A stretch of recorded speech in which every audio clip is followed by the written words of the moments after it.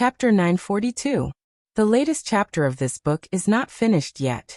For more exciting content, please scan the QR code below to download the app. Novels are updated even faster. Millions of novels are free to read. Novels with connotations that can't be found online are all available here. Everyone's expression changed. Gu Jiao's status in the family was now outstanding. Even Xiao Yi was very willing to let her massage her little feet. Her slightest movement could cause a storm in the house. Xiao Heng was the first to react. He quickly stood up and came to her side. He gently stroked her back and bent down to ask her, "What's wrong? Are you feeling unwell?" Gu Jiao endured the discomfort in her stomach and said, "I suddenly feel a little nauseous." Princess Xinyang's eyes suddenly became bright. Xiao Ji's expression also gradually changed. One had given birth to him before, while the other had been given birth to by a woman for him. In short, they were both experienced people. They were much more sensitive to this kind of reaction than Xiao Heng, who was just starting out. Princess Xinyang said to Xiao Ji, "Leave us for a moment."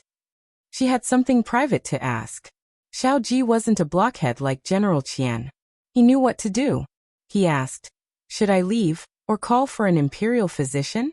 Princess Xinyang was stunned. She looked at him in surprise as if to say, "Is your brain so good?" TSK. Xiao Ji received her gaze and shook his head self-mockingly. In one day, Chang Jing had collected his corpse, and then Princess Xinyang had questioned his brain. Life was really as tragic as blood.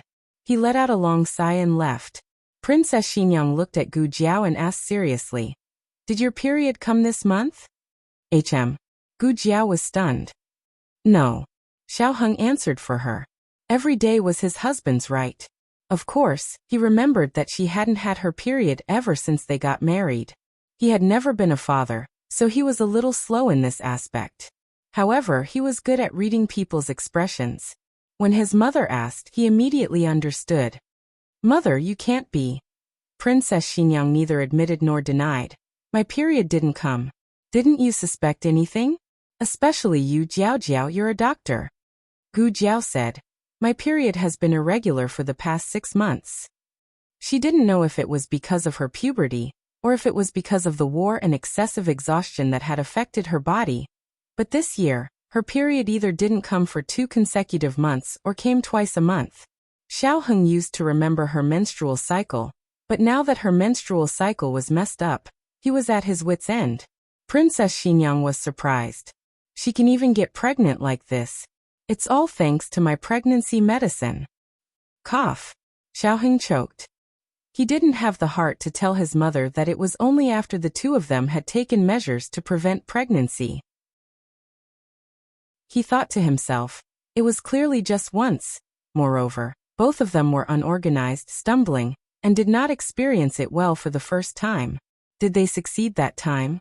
Were they using contraceptives to avoid loneliness later on? This was really... He didn't know what to say. Wait a minute. She was just retching. She might not be pregnant. Perhaps his mother had been happy for nothing. Xiao Heng poured a cup of warm water for Gu Jiao, and had the servants take away the plate of braised pork trotters. Princess Xinyang had a light palate. In the years when Xiao Heng wasn't by her side, she started eating vegetables. After she became pregnant with Xiao Yi, she started eating meat again to increase her nutrition. Even now, when she was breastfeeding, she still couldn't stop eating meat like fish soup. But overall, it wasn't greasy. Pork trotters and braised pork trotters were dishes that catered to the children's tastes.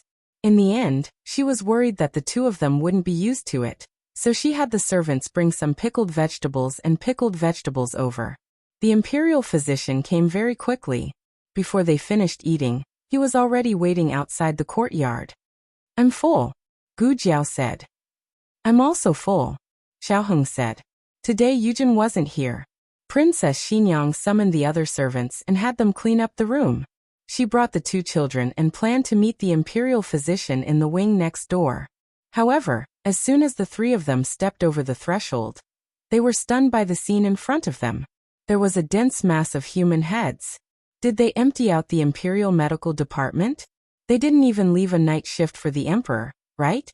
Xiao Ji turned around and said to the imperial physicians with his head held high, one by one, That night, Gu Jiao didn't do anything.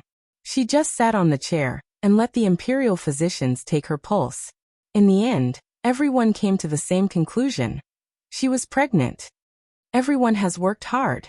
Princess Xinyang gave each imperial physician a large red envelope. The imperial physicians' complaints about being dragged in by Marquis Xianping with a knife to their necks disappeared. All right, you two should go back and rest early, she said to Xiao Heng and Xiao Heng. Be careful for the first 3 months. Don't be too indulgent. If she really didn't let them do anything, it probably wouldn't work. She could only settle for the next best thing. Xiao Heng coughed lightly. I know, mother. He held Gu Jiao's hand and returned to Lanting Courtyard. Little Jing Kong and Shang Guanqing had gone out and weren't in the Fu. Lanting Courtyard was very quiet. The two of them strolled along the limestone path overflowing with the fragrance of flowers. There were servants in front of them who wanted to salute the two of them. Xiao Heng raised his hand, and everyone understood and silently retreated. Yuya came from the corridor with the clothes that had just been dried. Just as she was about to call out Miss, the mama beside her tugged at her sleeve. The mama shook her head at her. Oh, Yuya wasn't stupid. She turned around and went back to her room. Just now, was it morning sickness? Xiao Heng asked. From the start of the meal until now, Gu Jiao had not said a word. He couldn't figure out what she was thinking, so he could only try his best to start a conversation. Gu Jiao grunted. I think so. She was still willing to talk. Xiao Heng secretly sighed in relief. He turned to look at her calm expression. He couldn't guess if she was as calm as she was inside. Actually, it's not bad to have a child, he said softly. If it's a son, it'll be like Jing Kong and Xiaobao. If it's a daughter, it'll be like Yi. Don't you think it's quite cute? Gu Jiao looked at him in surprise. You actually praised Jing Kong for being cute. Xiao Heng was stunned. Did I praise him wrongly? He's not cute? If he's not cute, how did you fall into his trap in the first place? You even didn't find it annoying that he stuck to you all the time. Gu Jiao said he's cute. It's just that it's strange to hear it from you. The two of them had been fighting since the first day they met. They had been fighting with wits and courage. She knew that they had used all kinds of martial arts skills. The window paper was broken just like that. Xiao Heng showed a decent smile. The scenery of the princess residence was pleasant. Its style and layout were among the top 3 in the entire capital. The cool breeze and the fragrance of flowers made people feel relaxed and happy. The two of them walked forward for a while. Actually, Gu Jiao opened her mouth. Xiao Heng's heart suddenly tightened. He seemed to be afraid of hearing something he didn't want to hear from her, so he decided to make the decision himself. Actually, we're still young. I've just started my career. I really don't have the energy to take care of a child. When he said this, his breathing became tight. It was too uncomfortable. He couldn't say it out loud. Gu Jiao stopped. The two of them were holding hands, so he stopped as well. Gu Jiao looked at him steadily. You don't want this child? That's not what I meant. Xiao Heng instinctively refuted. How could he not want it? Wait, she was asking him.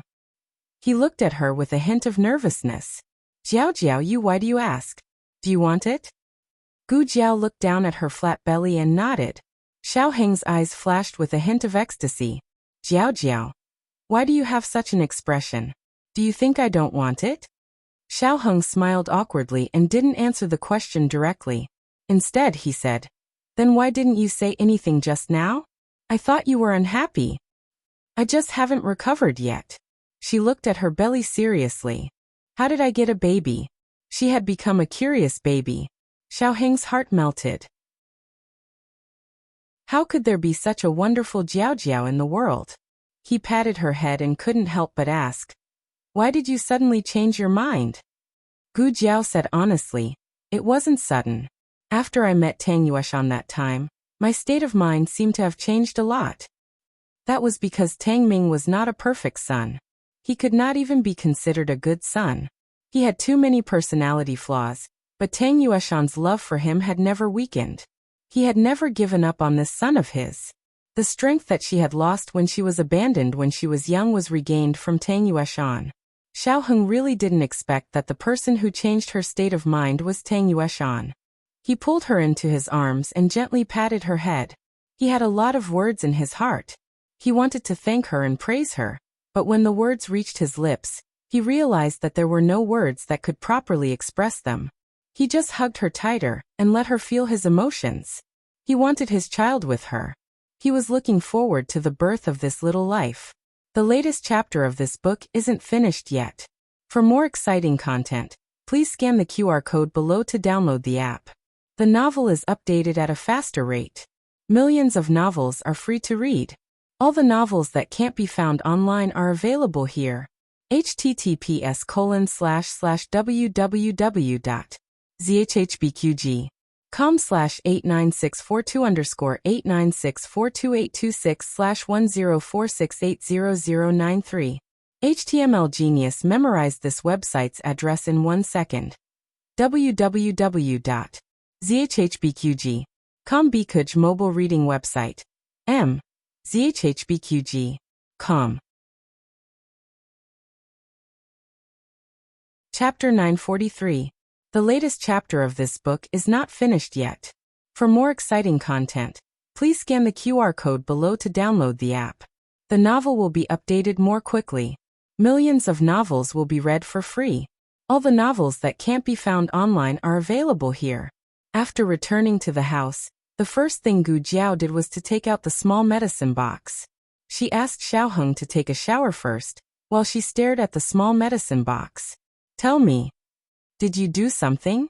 Did little Dudu poke holes? A gust of night wind blew, and the small medicine box was as quiet as a chicken. No one would ever know if it was a coincidence, or if it was a flaw in the family planning of some unscrupulous little medicine box. After Gu Jiao took a shower, Xiaoheng kissed her for a while, but didn't go to the last step. He endured it, and let her go to sleep. The fact that she was pregnant was not completely untraceable. For example, she was tired quickly in the past few days.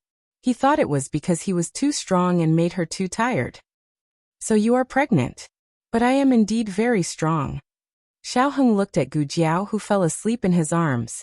He raised his eyebrows, stroked her cheeks, kissed her, and then pulled a thin silk cloth to cover her. The sound of quarreling came from outside the courtyard.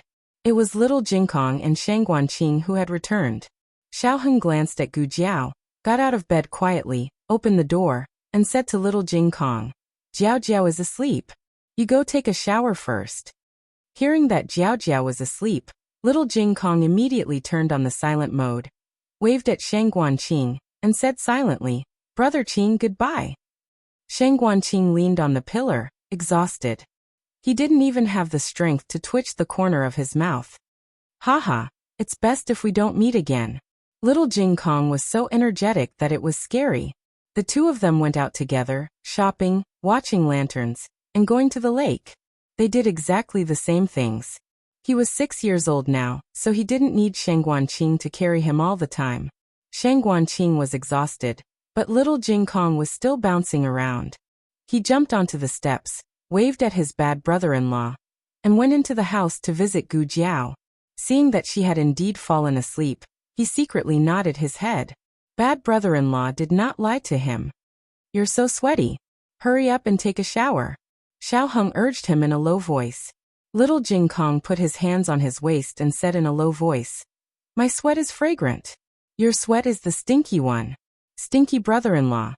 Xiaoheng, "Little monk, it's been 3.5 years, but you're still as arrogant as ever. Don't you know that you're about to fall out of favor? Fetch some water for little Jinkong." He stripped himself naked and climbed into the wooden tub to take a bath. He was very happy today, not only because he had gone shopping with Brother Qing, but also because Jiao Jiao had promised to take him on a trip to the Imperial College tomorrow, the kind that won't lead brother-in-law astray. As he bathed, he started singing again in his small bathhouse. The door was closed, so he was not worried that he would disturb Gu Jiao. However, the maidservants on duty outside the door overheard him. At first, there were only 2 of them, but gradually 3 or 4 of them came. By the time Xiaoheng came over to check on his bath, all the servants in the courtyard had gathered here. They pricked up their ears to listen to the song, and they were having fun as they listened. "I, a young master." "Yuya," was the first to notice Xiaoheng. As soon as she called out, the rest of the servants came back to their senses and respectfully moved aside. Xiaoheng did not say anything and pushed the door open to enter the room. Little Jing Kong stood in his small wooden tub, struck a pose, and gazed affectionately in front of him. "Where is my young master?" Immediately, he changed his tune in a second and sang with perfect articulation. "In order to save young Master Li, I left my home." Who would have thought that the #1 scholar of the Imperial College would be wearing a red robe and a hat with palace flowers on it? So fresh. He looked as proud as he could be, as proud as he could be, as if he had really made it to the top of the imperial examination. Xiaoheng's mouth twitched, and he said ruthlessly, "Jiao Jiao won't be able to go on an excursion with you tomorrow." The unruffled singing stopped abruptly. "Why?" Little Jing Kong turned around and asked seriously. Xiaoheng flicked his wide sleeves, raised his chin and said, "Jiao Jiao is pregnant. From now on, your position will be in danger. Good night." After Xiaoheng said that, he walked away valiantly. Little Jing Kong felt as if he had been struck by lightning. His small body swayed in the wooden tub. He stretched out one hand in front of him and covered his heart with the other. With a sorrowful expression, he sang with a strong choking voice, "Life is like a ruthless carving knife. It has changed our appearance. Will we wither before we bloom? I once had a dream." Shang Guanqing went to the princess's residence and learned from Princess Xinyang that Gu Jiao was pregnant. He was quite surprised. So fast. His stinky brother and that girl had only been married for less than 2 months. Xiao Yi had fallen asleep. After Marquis Xianping coaxed his daughter, he took Chang Jing out of the residence to carry out a mission. Princess Xinyang glanced at her son and said, "Is it fast? He's already 20. He'll be 21 soon." "He's still young," Shang Guanqing muttered. Princess Xinyang said, "Let's not talk about your brother. Let's talk about you. When do you plan to get married? Does your mother have any plans?" Shang Guanqing sighed bitterly. "Mother, why are we talking about this again? Didn't we not talk about it?" Princess Xinyang said earnestly, "We didn't talk about it before because your body didn't allow it. Getting married would only delay her. Now that you've recovered, you're no different from a normal person. Naturally, you can get married and have children like a normal person." Shang Guanqing didn't want to get married so early. He wanted to play around for a few more years. Princess Xinyang continued, "Your brother is going to be a father soon. You don't even have a wife. Changjing is 2 or 3 years younger than you, but she knows to bring betrothal gifts to the capital to find a suitable marriage. I'm not asking you to get married immediately. If you agree, I'll take a look for you first." His mother's will was so firm. It looked like it would be hard to refuse. Shang Guanqing put on an act and said, "But mother, I have high standards." "How high?" Princess Xinyang asked. Shang Guanqing's eyes flashed. "First, she has to be as beautiful as you and mother. Then, she has to be as gentle as you and as humorous as mother.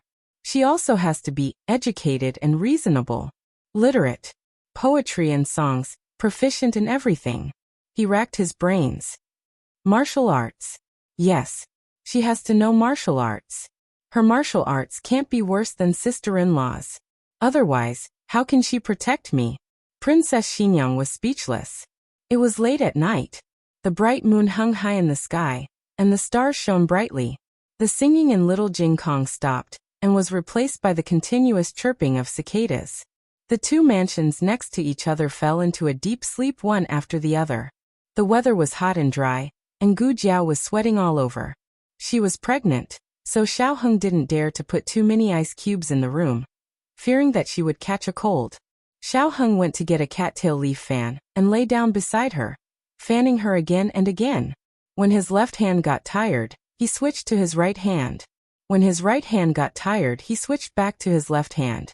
After a while, both his arms were sore and his eyelids drooped.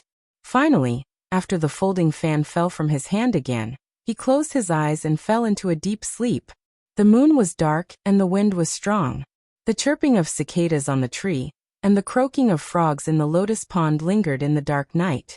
Xiaoheng left a small candle for Gu Jiao. The weak candlelight shone on the small medicine box beside her. Compared to its shabby appearance when they first arrived, it had been renovated a lot. Although it still wasn't shiny, the brown wooden box made it look more in line with the characteristics of this dynasty. Suddenly, a figure flashed by outside the window. Immediately after, the door latch was slowly pried open with a dagger. The wooden door of the new room didn't creak, and it didn't cause any noise when it was pushed open. A masked figure dressed as a maidservant flashed in. She first glanced warily at the bed with the curtains. After making sure that the two of them hadn't been awakened, she tiptoed around the room to search. First, she searched the cabinet, then the box, and even the treasure chest. But the moment she turned around, she was surprised. She didn't expect that the thing she was looking for was on the table, and that she had wasted so much time looking for it. She came to the table and looked greedily at the small medicine box. First, she tried to pry it open with her hands, but when she couldn't, she used the dagger to pry it open. However, when she couldn't pry it open, she curled her lips and laughed. "It's you." She put away the dagger and opened her arms to move the small medicine box. Something unexpected happened. "What's going on? Why can't I move it? Is there something stuck to the box?" But she quickly thought of a problem. Even if the box was stuck, the table wasn't. With her strength and skill, it wouldn't be a problem for her to move it. She tried a few more times, but found that the table didn't show any signs of being moved. So the box was really too heavy, causing her to be unable to move it? "No, I'm already here. Even if I can't move it, I still have to move it." She sank her chi into her dantian and circulated almost all of the internal energy in her body, transferring it to her arms. The blood vessels in her pair of strong arms quickly expanded, as if they were going to burst out of her sleeves at any moment. She gritted her teeth and shouted in her heart. This time, she finally moved the small medicine box. Actually, it was only difficult when she moved it, but it wasn't that heavy when she moved it. She smiled coldly and carried the box out of the room. The moment she disappeared into the night, Xiaoheng slowly opened his eyes from within the curtains. His eyes were clear, without the slightest hint of sleep. Digression. Little Jingkong Karaoke Repertoire. Huangmei Opera, Old Boys. The latest chapter of this book is not finished yet. For more exciting content, please scan the QR code below to download the app. Novels are updated at a faster rate. Millions of novels are free to read. Novels with connotations that can't be found online are all available here. https://www.zhbqg.com/89642_896428226/1046792776. HTML Genius memorized this site's address in 1 second. www.zhbqg.com Bikuga mobile reading website. zhbqg.com. Chapter 944. The newest chapter of this book is not finished yet. For more exciting content, please scan the QR code below to download the app. Novels are updated faster. Millions of novels are free to read. Novels with content that can't be found online are all here. The masked servant girl took the small medicine box and left the Lanting courtyard without stopping. Then she left the princess's residence and went straight to the side door of Marquis Xianping's residence. She probably planned to jump over the wall there. The Marquis's residence was heavily guarded. From time to time, patrolling guards would pass by with swords. The servant girl's qigong was very high and she could successfully avoid them every time. Finally, the servant girl came to the wall. Marquis Xianping was the first Marquis of Zhao country. The wall of his residence was higher than normal people's. Of course, to the servant girl, this was not a problem. The servant girl hugged the small medicine box and easily jumped up. Her toes touched the wall, and she jumped out of the residence. However, the moment he landed, something unexpected happened. A huge net fell from the sky and covered the maidservant from head to toe. The servant girl's reaction was fast. She quickly pulled out the dagger at her waist and cut the net open. But in the time it took for her to move, a row of spears was placed on her neck. It was just a group of guards. The servant girl did not think much of them. But in the next second, The servant girl did not dare to act rashly. Because outside, more than 100 archers had drawn their longbows and aimed their cold arrows at him. This was not a one-on-one or one-on-many fight. This was an absolute tactical suppression. No expert could easily escape. The maidservant held a dagger in one hand and a small medicine box in the other. Her eyes were cold as she thought about how to deal with the situation. Behind the archers, a man in a crescent white robe came forward, surrounded by a dozen shadow guards holding torches. The archers opened up a path in an orderly manner, and when the man and his group entered the encirclement, they quickly closed up their formation. The light of the fire shone on the young man's face. The servant girl recognized him and her eyes trembled. Xiao Heng stopped about 10 steps away from the maidservant. He looked at her coldly and said indifferently, "You really didn't disappoint me." "You?" The servant girl was about to say something but immediately covered her mouth. Xiao Heng smiled faintly. "There's no need to pretend. I've already recognized you, elderly." The servant girl's body stiffened at the mention of elderly. She subconsciously raised her hand to touch her face. Xiao Heng calmly said, "The human skin mask didn't fall off." The maidservant went to touch her chest again. Xiao Heng said, "It didn't drop either." The maidservant was only short of going to scout the birds. Xiao Heng's face darkened. "Stop." The maid. No, to be precise, it was Li Jiangping. He frowned and looked at Xiao Heng in shock. Xiao Heng's expression was calm, without a trace of doubt. From this, it could be seen that he was certain of his identity. There was no point in denying it. He asked in a low voice, "How did you guess?" Xiao Heng said coldly, "It's very simple. You revealed a flaw from the very beginning." Li Jiangping frowned. "I don't understand." Xiao Heng raised his finger, and an accompanying secret guard took out a handkerchief from his bosom. He opened it and handed it to Xiao Heng. Xiao Heng picked up the iron nail that had long dried blood and said, "You were injured because your palm was accidentally pierced by a nail when you were carrying the betrothal gifts. You did put on a show and nailed the nail into the box. However, this is where the problem lies. These betrothal gifts are very precious. In order to prevent moisture, you gave up on taking the waterway. This measure was clearly effective. The other nails were all dry and intact, but this one was rusty. Moreover, its hole was new. It could be seen that it was just nailed in. Perhaps you will say that I'm just mending a nail, but I think that no one will mend a rusty nail." Li Jiangping never expected that he would make such a mistake. No, this was not a mistake. This was flawless. It was just that this guy was too abnormal, and his thoughts were too meticulous. Even such a tiny clue couldn't escape his eyes. Li Jiangping gritted his teeth. "Just based on a rusty nail? More than that." Xiao Heng said, "When Chang Jing told you not to spread Gu Jiao's medical skills, do you remember what you said? An ordinary man is innocent, but treasuring a jade ring is a crime. I understand, don't worry."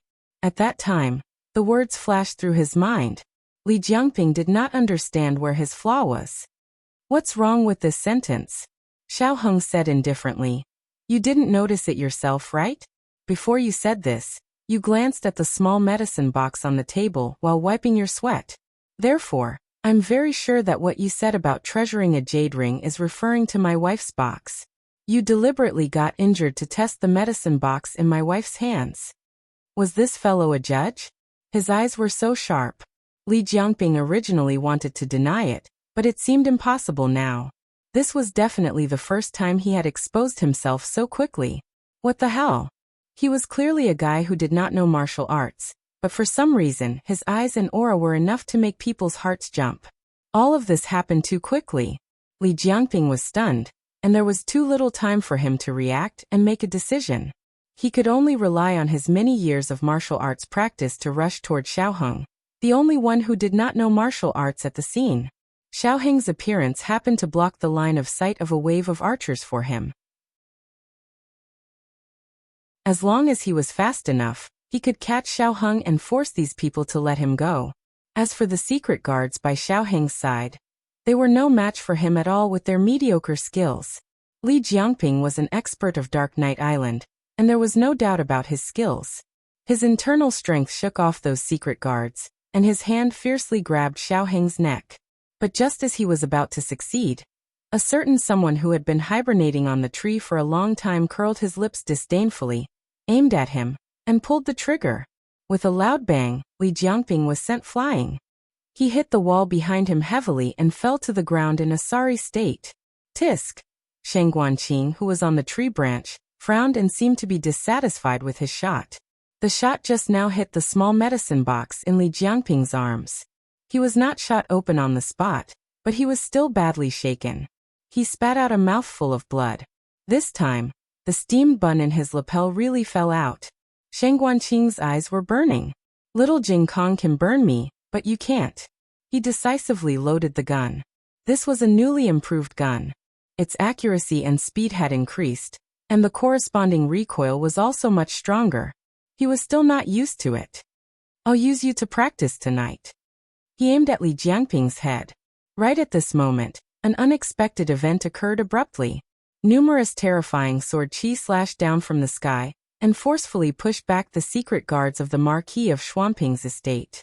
Subsequently, a gray-clothed swordsman flashed down to grab Li Jiangping, who was on the ground, before swiftly leaving the scene. That person's lightness skill was probably not inferior to Gu Qingfeng's. In the blink of an eye, he disappeared without a trace with Li Jiangping. Sheng Guanqing jumped down from the tree branch with the new gun in his arms.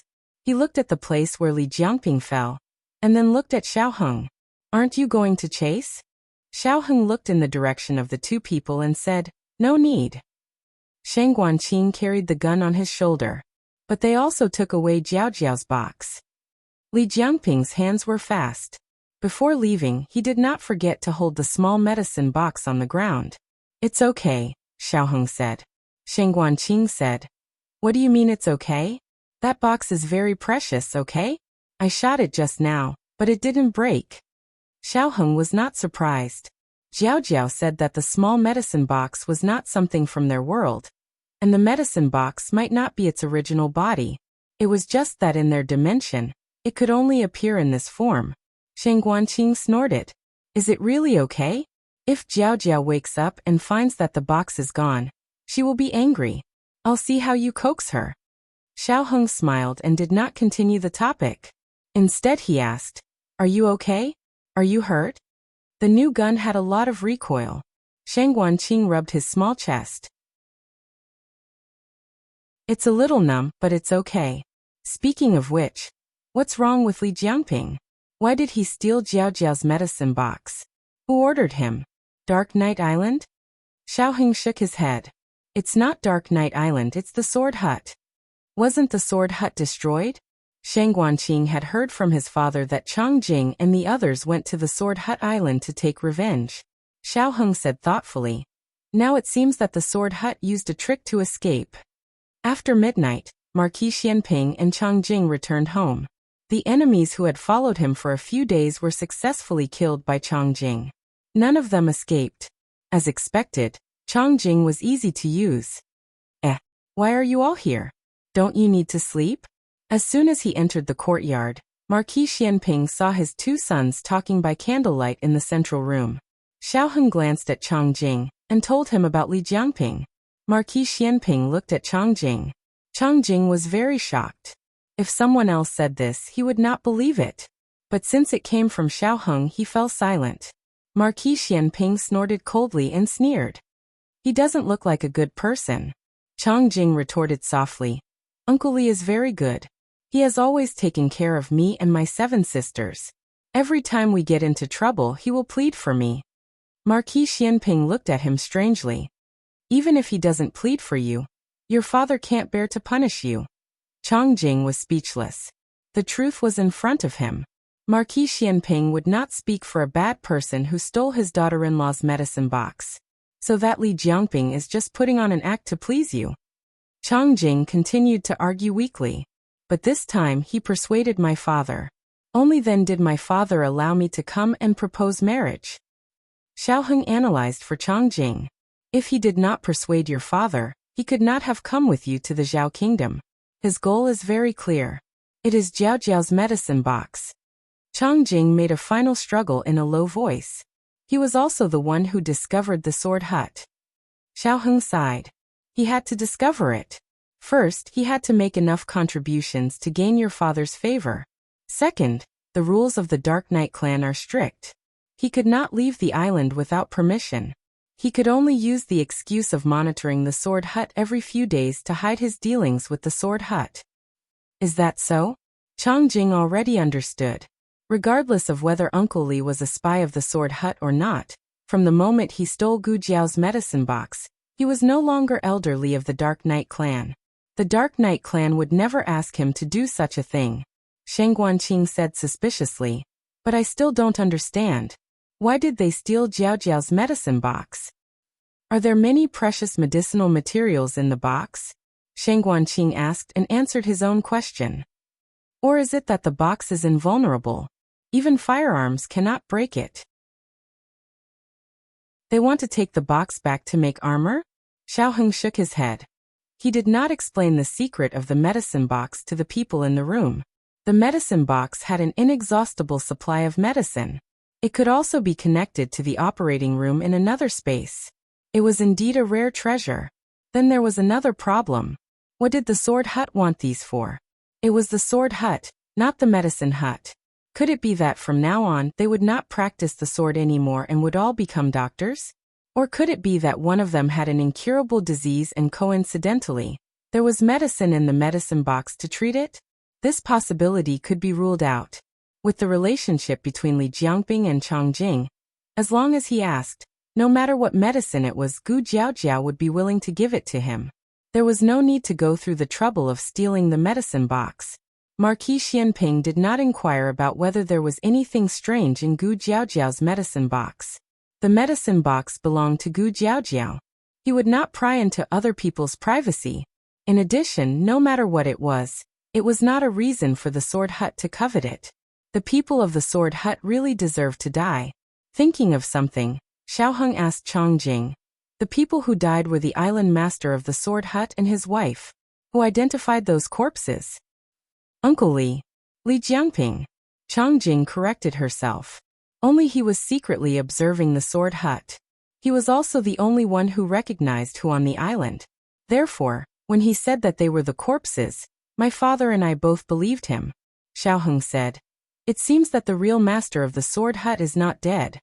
Shang Guanqing asked. Did Long Yi go to the island? Xiao Heng shook his head. Now it's hard to say. Maybe he went and killed many disciples of the Sword Hut. Some of them escaped. Maybe before he could do anything, the people of the Dark Knight Gate arrived on the island. That accident was directed and acted by the Sword Hut to deceive the Dark Knight Gate. Shang Guanqing nodded. Li Jiangping knew that the Dark Knight Gate was going to kill the Sword Hut, so he informed the Sword Hut in advance. Therefore, the Sword Hut acted out such a massacre. It seems reasonable. Xiao Heng thought for a bit and said, the possibility of Long Yi going there is very high. Otherwise, with the strength of the Sword Hut, they would not have to avoid the Dark Knight Gate like this. Chang Jing said seriously, our Dark Knight Gate is very powerful. Xiao Heng said, of course you are powerful. However, with Li Jiangping as a spy, it is not difficult for the Sword Hut to set up an ambush on the island. Chang Jing did not say anything. Indeed, they trusted Uncle Li too much. When they went to the island, Uncle Li had always led the way.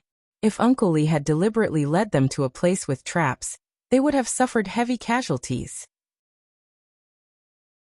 Chang Jing still did not understand. But Uncle Li, why didn't Li Jiangping make a move? Even if we had some casualties on the Sword Hut Island, we would not have suspected him. He could have used this opportunity to weaken the strength of the Dark Knight Island. Xiao Heng looked at him seriously. What if he hurt you? You can't come to Zhao country to propose marriage, so he can't get close to Jiao. Chang Jing said. Oh. At this point, the last trace of hope in the bottom of Chang Jing's heart was extinguished. Li Jiangping was a spy through and through. In fact, there were still some doubts. Xiao Heng wanted to go back and slowly sort out his thoughts. Is that box really okay? Shang Guanqing was still thinking about the small medicine box. After all, it was something that could not be broken even by a gun. It should be known that even the armor on Gu Jiao's body could not withstand the power of a gun. Xiao Heng said with certainty, it's okay, They can't steal it. On the quiet long street, a carriage was moving quickly. After Li Jiangping got on the carriage, he immediately put the small medicine box under the seat and covered it with his feet to prevent it from falling out of the carriage due to the bumps. The swordsman who saved him gave him an elixir for internal injuries. He raised his head and swallowed it. After circulating his qi for a small cycle, he took a deep breath and said with relief, "It was too dangerous just now. What weapon did that guy have in his hand? It almost killed me." "It's called a gun," the swordsman said. He hesitated and said, "But in Ghost Mountain the gun was not so powerful." The swordsman did not participate in the Battle of Ghost Mountain, but Elder Lu and the others sent letters back to the Sword Hut. Li Jiangping sighed and said, "My identity has been exposed. I can't go back to the Dark Knight sect in the future." Speaking of this, Li Jiangping became angry. He had been hiding for 20 years and deceived the entire island. But in the end, he was defeated by a young man who was still wet behind the ears. The swordsman said, "It's okay. You got the medicine box and completed your mission.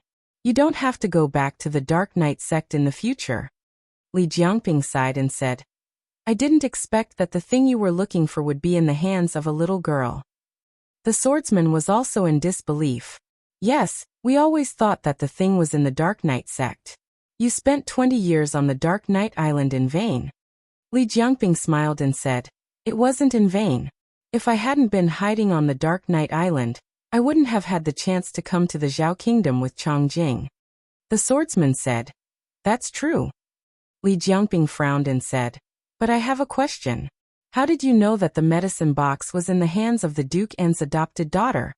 The swordsman explained, "A female doctor from the Qin Kingdom told the Han family of the Yan Kingdom.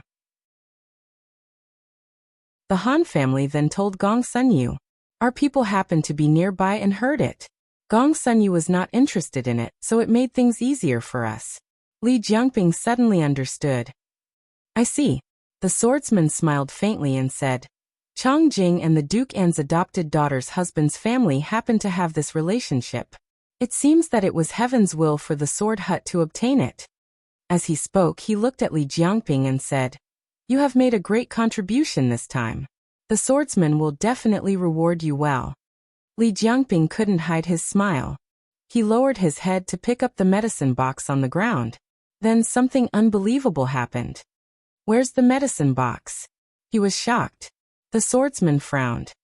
"Didn't you put it under the stool just now?" "Yes. I put it here." Li Jiangping squatted down. Not only did he look under his stool, but he also looked in every corner of the carriage. But the medicine box was gone. Digression, little first aid kit. Hey, I want the monthly ticket for the little first aid kit. The latest chapter of this book is not finished yet. For more exciting content, please scan the QR code below to download the app. Novels are updated faster. Millions of novels are free to read. Novels with content that can't be found online are all available here. https://www.zhhbqg.com/89642_8964226/1046621333. HTML Genius memorized this website's address in 1 second. www.zhhbqg.com Biku Pavilion's mobile reading website. zhhbqg.com.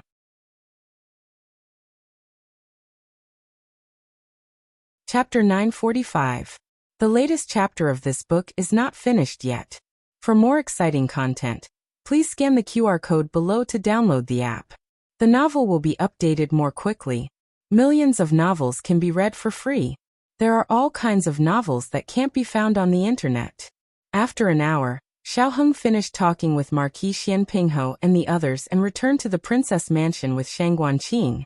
Shang Guanqing yawned and waved at Xiaoheng. "I'm so sleepy. I'm going to sleep. You should rest early too." "Got it," Xiaoheng said to him. Shang Guanqing swaggered away with his new gun in his arms. Xiaoheng looked at his footsteps, which were exactly the same as his father's, and shook his head in amusement. When he returned to the room, he saw the small medicine box on the table. The corners of his lips curled up slightly.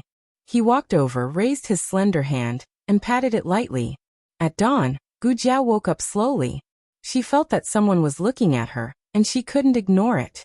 When she opened her eyes, she saw little Jing Kong lying on the bed. Little Jing Kong's eyes were full of concentration. She didn't know how long he had been waiting here. The moment he found that she had woken up, his little face lit up. "Jiao Jiao, you're awake?" he said crisply. Gu Jiao smiled. "Have you been here for a long time?" A beautiful day began with admiring the little handsome boy. Although he wasn't a 3-year-old boy, he was very cute and handsome at the age of 6. Little Jing Kong shook his head. "I just came." "Oh, you've been here for an hour." Someone stepped in with a book and mercilessly exposed the little guy's lie. Little Jing Kong turned around and glared at his bad brother-in-law. He corrected him. "Being with you, a day feels like a year. Being with Jiao Jiao, time flies like an arrow."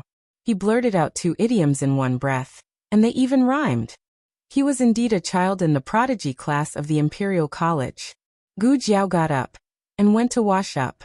Little Jing Kong followed behind her like a little tail. He peeked at her from time to time but didn't say anything. Gu Jiao put down the handkerchief in her hand and asked him, "What's wrong?" Little Jing Kong hesitated for a moment and decided to ask the truth. "Jiao Jiao, are you pregnant?"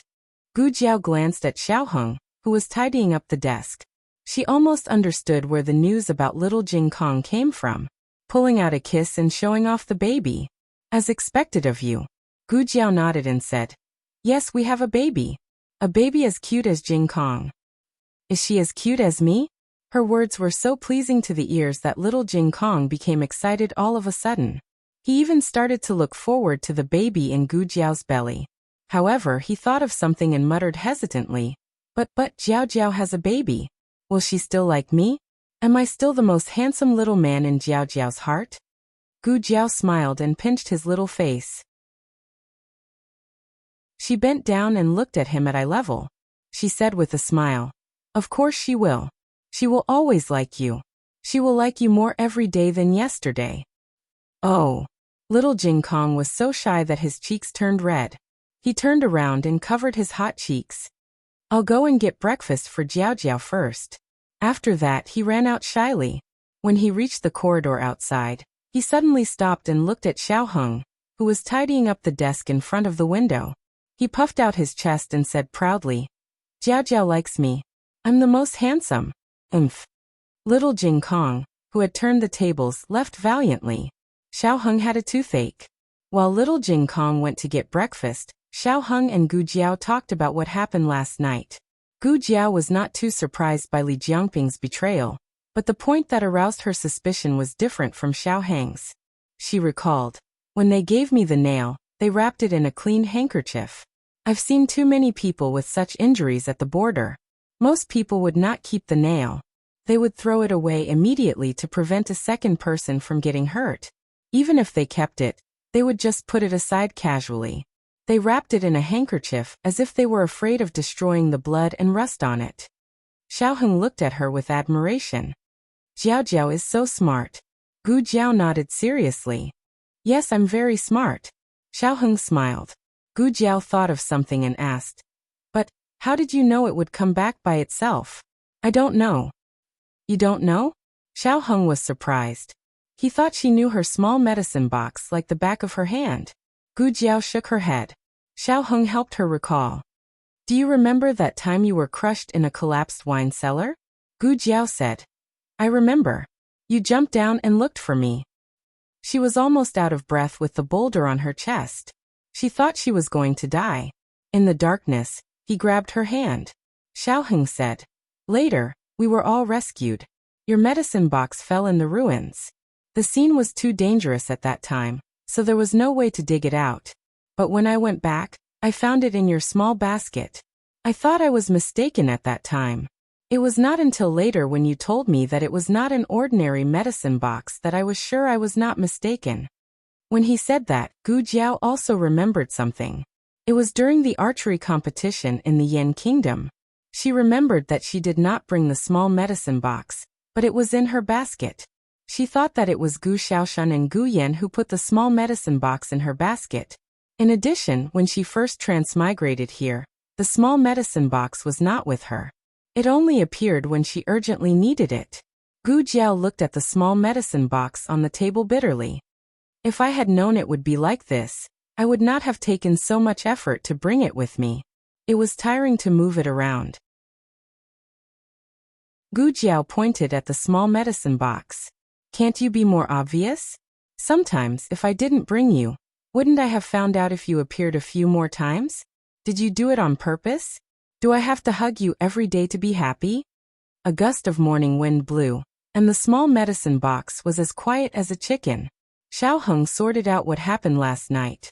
There were 3 questions that he had no clue about. First, how did the sword hut know about the small medicine box? Second, why did the sword hut want the small medicine box? Third, what was the purpose of Li Jiangping lurking in the Dark Knight Gang? If it was to deal with the Dark Knight Gang, it did not make sense that he could not find a suitable opportunity to take action in 20 years. Gu Jiao had no clue about the first 2 points. As for the third point, she had her own opinion. The sword hut let Li Jiangping lurk in the Dark Knight Gang for many years. Other than sending messages to the sword hut, the only big thing he did was to steal the small medicine box. Xiao Heng stared. You mean that he lurked in the Dark Knight Gang for the small medicine box? But he was already on the Dark Knight Island 20 years ago. At that time, Changjing was not born yet. You were not born either. Could they be like the state preceptor, who could predict the future? Gu Jiao paused. What if they thought that the small medicine box was on the Dark Knight Island? Huh. Xiao Heng was slightly stunned. Gu Jiao said. The purple grass came from the small medicine box. The earliest purple grass was planted by the first island master of the Dark Knight Island. Now I suspect that the small medicine box once appeared on the Dark Knight Island. Digression, little cuties, can I squat for a wave of monthly votes? The latest chapter of this book is not finished yet. For more exciting content, please scan the QR code below to download the app. Novels are updated faster and more complete. Millions of novels are free to read. Novels with connotations that cannot be found on the internet are all available here. https://www.zhbqg.com/89642_8964226/1046606622. HTML Genius remembered the website address in 1 second. www.zhbqg.com Bikuga mobile reading website. zhbqg.com.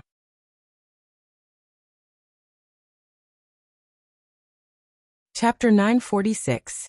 The latest chapter of this book is not finished yet. For more exciting content, please scan the QR code below to download the app. The novel is more complete and updated faster. Millions of novels are free to read. There are all kinds of novels that can't be found online. Xiao Heng wondered, but isn't the medicine box yours?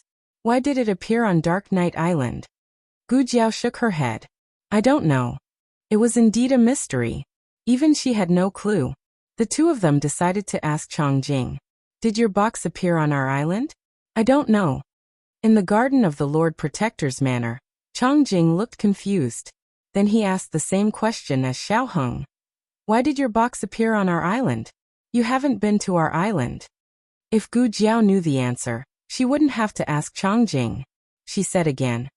How much do you know about the first island owner? Changjing said helplessly. Dark Knight Island was originally a deserted island. After he came, he reorganized it into a sect, took in the nearby fishermen, and planted purple grass. That's all I know. If you want to know about the first island owner, you can only ask my father. Even Uncle Li doesn't know much about it. Was he a man or a woman? Xiao Heng asked suddenly. Changjing said subconsciously, a man. Xiao Heng said seriously. What do you mean by a man? Are you sure or not? Changjing thought for a while and said, no one told me. But aren't all island owners men? Is there a woman who can be an island owner? If there is, can my sister also be an island owner? Then I don't have to inherit the Dark Knight sect. The 2 of them exchanged a look. Changjing's state of mind was completely different from theirs. No wonder he got along well with Jing Kong. Xiao Heng said to Gu Jiao, I will investigate them. Don't worry. Okay. Gu Jiao was not a person who would give up eating for fear of choking. Although the people of the Sword Hut had sneaked into the capital, they still lived their lives as usual. After breakfast, Gu Jiao took little Jing Kong to the carriage for an outing. Little Jing Kong swung his legs and said in a low voice, "Jiao Jiao, let's not go for an outing, shall we?" "Why?" Gu Jiao asked. Little Jing Kong looked down and said, "I'm a little tired today." Gu Jiao smiled and said, "You're not tired." Little Jing Kong opened his mouth and was about to say something when Gu Jiao added, "I'm not that weak. It was just a pregnancy." Other than the difference in appetite and sleep, there was no other difference. During this period of time, she had been busy with her own affairs and neglected little Jing Kong. He was growing up day by day. She did not want to look back one day and realize that he had become independent, and that she had missed out on his growth. She looked at little Jing Kong and said seriously, "I want to go for an outing with you. Are you willing to go with me?" Little Jing Kong looked into Gu Jiao's eyes, and could feel that Gu Jiao really wanted to go. He immediately became energetic and nodded vigorously. "Yes, yes. I love going out with Jiao Jiao the most." Gu Jiao was infected by his childlike innocence and imagined how the baby would look like. She thought that she would really like it if it was the same as Jing Kong. She touched his little head and said, "Let's go to the Duke's public house for dinner tonight. Tomorrow, we'll go to Baishui Alley to play cards with Grandaunt." Little Jing Kong raised his hands and feet in agreement. "We'll listen to Jiao Jiao." Baishui Alley. Gu Yan stood at the door and looked around. Gu Xiaobao also looked around. "What are you doing?" he asked Gu Xiaobao. "What are you doing?" Gu Xiaobao asked him back. Gu Yan was annoyed and amused by Gu Xiaobao's adult tone. "I'm waiting for someone," Gu Xiaobao said. "I'm also waiting for someone." Gu Yan said, "I'm waiting for Xiaoshun." "I'm also waiting." "I'm not waiting for Xiaoshun." Gu Xiaobao waved his little hand and learned from Gu Yan to call Xiaoshun. "You have to call Xiaoshun brother. Also, sister won't be coming today." Gu Yan hit the nail on the head. Gu Xiaobao raised his head and looked at his brother unhappily. "She's coming." Not long after, Gu Xiaoshun came back. Gu Yan's eyes lit up. "Is it done?" Gu Xiaoshun said sneakily, "It's done." "Let me see." Gu Yan stretched out his hand. Gu Xiaobao looked at his two brothers in confusion. He didn't understand what they were doing. Gu Xiaoshun sneakily stuffed the thing into Gu Yan's arms. "There are so many on the streets. You had to draw it yourself. I don't know if it's to your liking. There's no silver left. I found the most experienced master craftsman." Gu Yan said, "Okay, you look after Xiaobao. I'm going out." "Okay." Gu Xiaoshun carried the little boy into the house. Gu Yan took a carriage to the military camp. Gu Chongqing was observing the soldiers drill. Suddenly, a guard walked over quickly and whispered something in his ear. He raised his finger and said, "Got it." Then he said to the generals who were watching the drill together, "Sorry, I have to leave." The generals looked at him strangely and exchanged glances. This was a big drill that happened once every 3 months. Did something big happen? Why did General Gu leave midway? He left in a hurry. Gu Chongqing quickly walked out of the military camp and saw a thin figure pacing back and forth beside a carriage. "A Yan," he called out to him. Gu Yan heard and turned around in a daze. Why did you come out?" Gu Chongqing smiled. "Someone told me that you came to look for me." "I didn't." Gu Yan subconsciously retorted. It was true that he came to look for him, but he didn't mention it to anyone. He knew that the military camp was busy and didn't want to disturb him. He wanted to wait for him to finish before coming out. Gu Chongqing didn't tell Gu Yan that it was his personal guard who recognized him. Gu Chongqing was a cold-faced Yama in the military camp. However, in front of Gu Yan and Gu Jiao he was always a doting brother. He saw that Gu Yan's cheeks were red from the sun, and quickly brought him to his tent. "Bring some ice," he ordered the guard. The guard was shocked. "Didn't you say that you didn't use these things?" "Yes." The guard glanced at the pampered young master and understood. He went to bring over 2 large basins of ice cubes and placed them on both sides of Gu Yan. Gu Yan felt a chill run down her spine. "You can leave," Gu Chongqing ordered. "Yes." The guard retreated. Gu Chongqing picked up the fan on the table and gently fanned Gu Yan. Gu Yan raised his small neck comfortably and turned 180 degrees. He wanted to fan here. He also wanted to fan here. Gu Chongqing smiled and fanned harder. Don't you have to go to class today? Today is a holiday, Gu Yan said. Gu Chongqing asked, why did you come to the military camp to look for me? Gu Yan hesitated for a moment. He took out a mask and handed it to Gu Chongqing. What is this? Gu Chongqing took the mask with the hand that didn't need to fan. He looked at it carefully and didn't forget to continue fanning Gu Yan. Gu Yan said, aren't you engaged? This is an engagement gift for you. It was a silver half-face mask. It was very light and exquisite. The design was also new. Gu Chongqing had never seen it on the market. He looked at Gu Yan. Did you specially find someone to make it? Yes. Gu Yan pulled his small ears and admitted with some embarrassment. It seemed that he had put a lot of thought into it. Gu Chongqing's heart softened. Why did you think of giving me a mask? Gu Yan pursed his lips. Aren't you an expert in the underground martial arts arena? I heard that the people there all wear masks. If you don't like it, I like it very much. Gu Chongqing smiled and said to him, I will wear it when I go to the underground martial arts arena in the future. I will also bring you. This way, you will be able to recognize who I am at a glance. Gu Yan's eyes moved.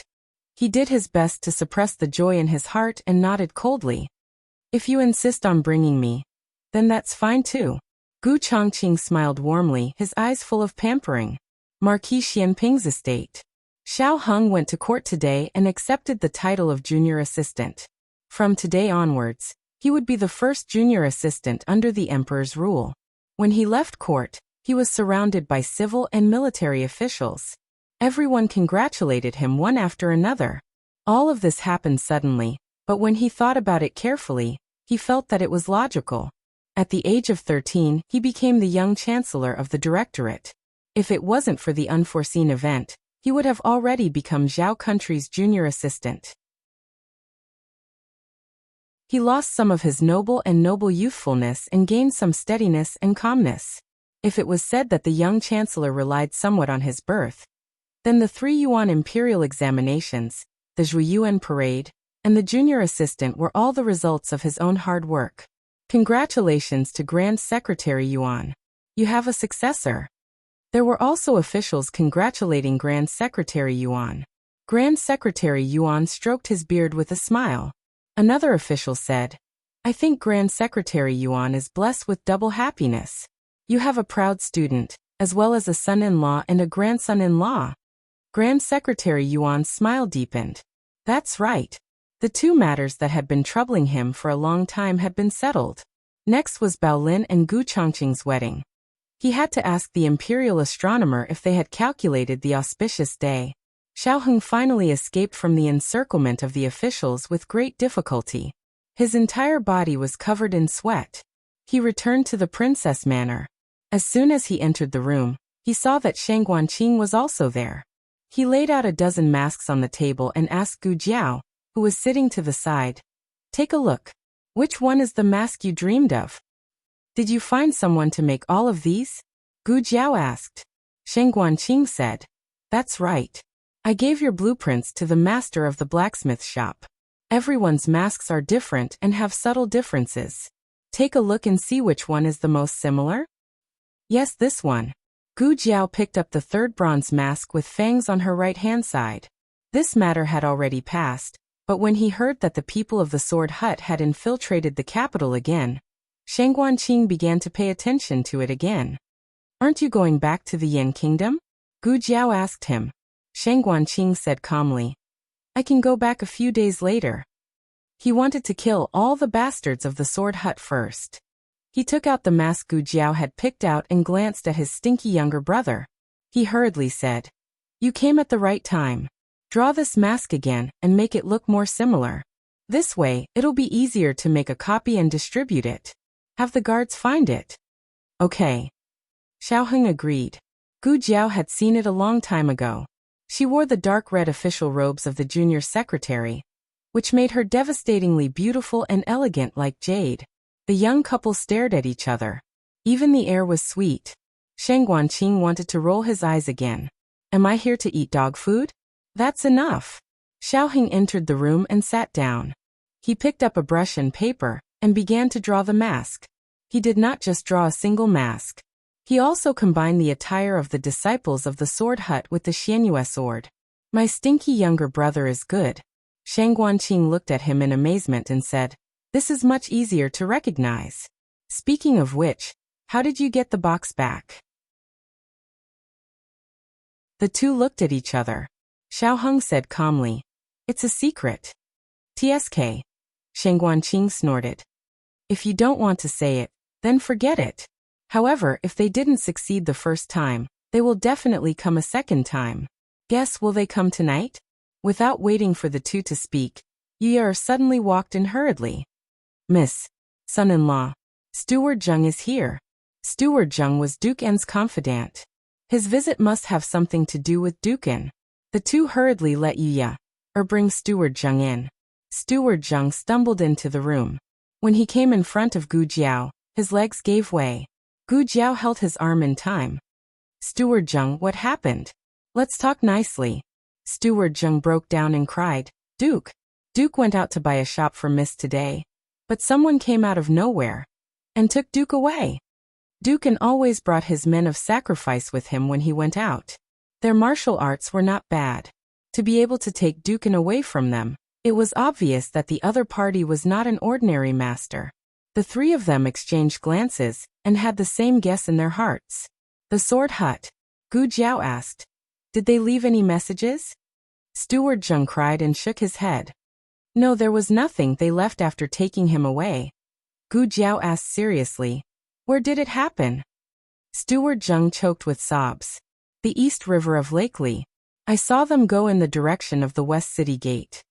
Xiaoheng's eyes turned cold. The West City Gate. Do they want to take Duke N back to the sword hut? Yes, Jiao Jiao was Duke N's adopted daughter. With Duke N in their hands, were they afraid that they could not control Jiao Jiao? They wanted to lure Jiao Jiao to the sword hut because they realized that to take away the medicine chest, they had to take away Jiao Jiao.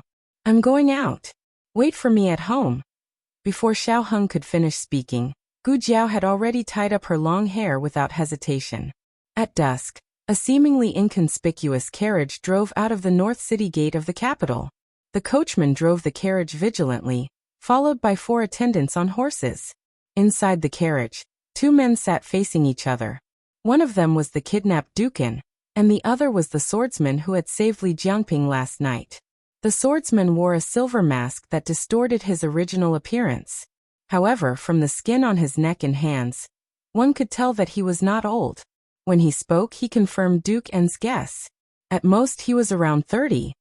Duke N, we have no ill intentions. Please calm down. He smiled and said to Duke N. Duke N was very calm from beginning to end. He did not make any unnecessary calls for help. Hearing the other's words, he said calmly, where do you plan on taking me? The swordsman smiled coldly. You don't need to know. Just cooperate obediently. Otherwise, I don't mind making you suffer. Duke N was not frightened by his threat. He said calmly, you are from the sword hut. A glimmer of shock flashed through the swordsman's eyes. Clearly, he had not expected the other to guess so easily. However, he quickly smiled again. As expected of Duke N, you are extremely quick-witted. This was an admission. It seemed that his situation was not good. After all, only the dead could keep secrets. They did not plan on letting him leave alive. It did not matter if he died. He was only worried that he would implicate Jiao Jiao. The swordsman smiled coldly. Why aren't you speaking? Are you thinking of how to escape? Don't waste your time. You can't escape. Don't count on anyone coming to save you. They all think that we are going to the Western City Gate. By the time they react, we will have already boarded the ship. Duke N looked at him calmly. Who are you trying to threaten by capturing me? The Duke N estate, the Xianyuan family, or the Yan royal family? None of them. The swordsman smiled. We only hope to invite your adopted daughter to the island as a guest. As expected, they had come for Jiao Jiao. Murderous intent flashed through Duke N's eyes. The swordsman saw the murderous intent and said mockingly, Oh, you want to kill me? What can a cripple like you do? I can crush you to death with my fingers. However, don't worry. Your body is so weak. I am afraid that I will not control my strength. If I kill you, I will not be able to invite your adopted daughter. Dukan asked calmly. Jiao Jiao has no enmity with you. Why do you want to attack her? The swordsman laughed. There is enmity. After all, she killed so many disciples of the sword hut at the border. Of course, they were all outer sect disciples. The enmity is not great. As long as she is willing to obediently hand over what we want, we may consider letting her go. Letting Jiao Jiao go was fake. What they wanted from Jiao Jiao was real. And Guogong said, What do you want? I'll buy it for you. Do you want her armor or her weapon? The swordsman said meaningfully, It is much more precious than those things. You would not understand even if I told you. After speaking, he lifted the curtain and asked the driver, How long until we reach the ferry? 6 hours, the driver said. Is there no shortcut? The swordsman asked. There is. Then let's go. The shortcut will take us through a forest. We may encounter wild beasts. Are we afraid of wild beasts? Take the shortcut. Since the swordsman had spoken, the driver could only follow. Fortunately, their luck was good. They did not encounter any danger in the forest. 2 hours later, they were on the official road of Jade Watertown. The ferry is ahead. Sir, are you sure there is a boat? The driver asked. This is not something you should worry about. The swordsman was not as patient with the driver as he was with Dukan. Yes. The driver angrily closed his mouth. Of course there was a boat. Everything had been prepared. They would enter the Yen Kingdom by water and return to the sword hut from the Yen Kingdom. He had left a steward behind to inform the girl. As long as the girl was not an idiot, she would be able to guess that they had to go to the sword hut to find someone. Girl, see you at the sword hut. The carriage stopped at the ferry. A large boat with a black awning slowly approached. Li Jiangping stood on the boat and waved in their direction. The swordsman saw through the window. He nodded, lowered the curtain, and jumped off the carriage. Just as he was about to move Dukan and his wheelchair down, an eagle's cry suddenly came from the silent roof. The entire night sky seemed to have been torn open by this eagle's cry, and a majestic murderous aura surged out like a tsunami. The swordsman and Li Jiangping's hearts shook. An ominous premonition swept through their hearts. The sound of heavy horse hooves approached. The two turned their heads to look. In the dark night, Gu Jiao rode over with a red tasseled spear on her back. She carried a killing intent that could trample mountains and rivers. Her red battle clothes were blown by the night wind. Her black armor reflected a cold light under the moonlight. The swordsman was shocked. Li Jiangping had seen Gu Jiao before. But the Gu Jiao in the manner, and the person on the horse emitting the fury of a killing god, were like two different people. He did not dare to recognize her for a moment. Get on the boat. He finally came to his senses. Gu Jiao rode on the Black Wind King's strong horse. She coldly pulled back the bow in her hand, and shot him into the water with an arrow. Digression, Xianyuan Cheng. I went to the battlefield when I was 13. Little Jing Kong. I went to the battlefield when I was 10. Little Bao Bao. I'm amazing. I started fighting when I was in Mama's stomach. The latest chapter of this book is not finished yet. For more exciting content, please scan the QR code below to download the app. Novels are updated faster and more complete. Millions of novels are free to read. Novels with content that can't be found online are all available here. https://www.zhhbqg.com/89642_8964286/1046432006. HTML Genius memorized the website address in 1 second. www.zhhbqg.com Biku Pavilion mobile reading website. zhhbqg.com.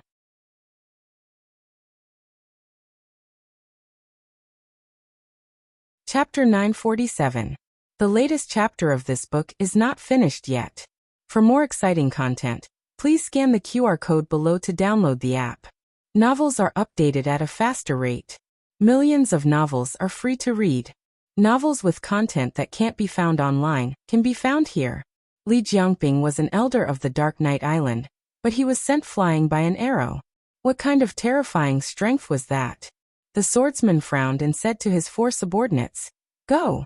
The 4 of them drew their swords and flew towards Gu Jiao with their lightness skills. Gu Jiao fired 3 arrows at the same time. Their speed was unbelievably fast, and they tore through the air with unstoppable force, directly hitting the hearts of the 3 swordsmen. The 3 of them didn't even have time to fight back before they screamed and fell. The last swordsman saw that his 3 companions were killed and couldn't help but stop. In this short moment, the Black Wind King had already arrived under him. Gu Jiao pulled out the red-tasseled spear from her back and nailed him to a tree not far away. Blood flowed from the corner of his mouth. His head tilted and he stopped breathing. The swordsman's eyebrows twitched. He couldn't believe it. In a flash, an image appeared in his mind. "I know who you are. You are Duke An's adopted daughter, the commander of the Black Wind Cavalry. Should I call you Xiao Lulang or young madam?" To be honest, when he heard that the commander of the Black Wind Cavalry who killed Gong Sunyu was a woman, he was more shocked than if he had seen a ghost. Other than the Master of Shadows, he didn't expect there to be a second woman who was so powerful. That's right, the first Master of Shadows was a woman. Perhaps even the members of the Shadow Division didn't know this secret, but the head of the Sword Hut had interacted with her before. The Black Wind King stopped 10 steps away from him. If Dukan wasn't still in the carriage, it would have rammed into him. Gu Jiao held the reins with one hand and pointed the red-tasseled spear at him coldly. "Let go of my adopted father, and I'll leave you with a whole corpse." The swordsman laughed mockingly. "Only a whole corpse? Ha! Girl, you sure talk big." Gu Jiao sat on the back of the horse and looked down at him. "It seems that you don't want to choose. That's good." The swordsman sneered. "Do you really think you can kill me? Although I admit that your martial arts are stronger than I imagined, you are still no match for me." Noisy. Gu Jiao finished speaking word by word and jumped down from the horse's back. Her long spear was like a rainbow as she fiercely stabbed towards the swordsman. The assassin drew his sword to block, but he had underestimated Gu Jiao's strength and the sharpness of the red-tasseled spear. His sword was cut in half, and his arm went numb. He took a few steps back and looked at Gu Jiao in disbelief. To be honest, Gu Jiao was also very surprised. Ever since the battle, she had not properly dueled with anyone. The swordsman was her first real opponent, although his strength was not enough. The swordsman threw away the long sword in his hand and took out another sword from under the carriage. But as expected, it was still cut in half by Gu Jiao's spear. He finally realized that he had kicked an iron board and planned to retreat. Gu Jiao did not give him the chance as her spear cut off his head. He watched as his body went further and further away. The world spun and dust entered his mouth and nose. Then, there was no more then. Adoptive father. Gu Jiao quickly opened the curtain of the carriage. Who would have thought that she would find nothing? There was not a single person inside. She looked carefully and found that when she was dueling with the swordsman, another expert had taken advantage of the situation and taken away N Guogong from the back door of the carriage. She looked at the sky. Little Nine. Little Nine flapped its wings and chased after her. Gu Jiao also got on the horse and chased after Little Nine's eagle cry, running into the night. There was no horse faster than the Black Wind King in the world. When Xiao Heng and Shang Guanqing arrived at the ferry, there was no trace of Gu Jiao and N Guogong. There were only a few corpses on the ground, and one of them was a headless corpse. Shang Guanqing frowned. "After chasing them for so long, did we still lose them?" Xiao Heng's eyes swept over and said cautiously, "There is someone in the water." The accompanying secret guard went into the water and pulled Li Jiangping out of the water. Li Jiangping still had one breath left. "Who is this guy?" Shang Guanqing asked. When Li Jiangping came to the house, he happened to take Jing Kong out and did not see Li Jiangping face to face. Xiao Heng said, "Li Jiangping. He is the traitor of the Dark Knight sect?" Shang Guanqing squatted down and checked the arrow in his chest. "It is Jiao Jiao's arrow." Xiao Heng walked forward and looked coldly at the dying Li Jiangping. "Where did Jiao Jiao and N Guogong go?" Li Jiangping did not want to say at first, But Xiao Heng had someone cut off his fingers. Shang Guanqing clicked his tongue. No way, my little brother is so cruel. Xiao Heng said expressionlessly. If you don't say it, I will cut off your ears, nose, and mouth and feed them to you. Shang Guanqing thought, damn. Today was the day that my little brother refreshed his knowledge. Li Jiangping could not withstand the torture in the end. Go east 3 miles, there is a Tsangjian villa. The people of the sword hut should be there. The Tsangjian villa was a small sect near Zhaodu. The sword hut needed a place to hide when they came here, so they robbed the Tsangjian villa. According to the plan, Li Jiangping and the swordsman would bring in Guogong to board the boat first, and the people of the sword hut would follow behind to ensure that no masters could catch up to them. But now that something like this had happened, the plan was disrupted. He did not know if the people of the sword hut would choose to board the boat from another ferry. How many people are there in total? Xiao Heng asked. Li Jiangping said weakly, sect leader. For venerables, 8 protectors, and some disciples. I don't know the exact number. Xiao Heng paused and said, how is their strength compared to Sky Splitter? Li Jiangping recalled, Sky Splitter. I have never seen it before. Xiao Heng thought for a moment and changed the name, then An Hun. Li Jiangping said, An Hun is the direct disciple of the sect leader. His strength is comparable to a protector. 8 protectors and 8 An Hun. Xiao Heng could not help but clench his fists. The situation was not optimistic. What about the venerables? He asked again. Li Jiangping said, the strength of the venerables is above that of the protectors. Shang Guanqing's expression also became solemn.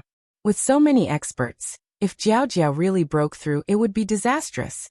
Xiao Heng quickened his pace. Why did you capture Dukan? Li Jiangping said.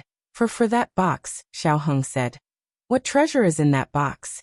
Why does the sword hut want to obtain it? Li Jiangping exhaled more than he inhaled. I don't know. It's the sect leader's orders. Shang Guanqing leaned closer to his stinky brother and asked, is what he said true? It should be true.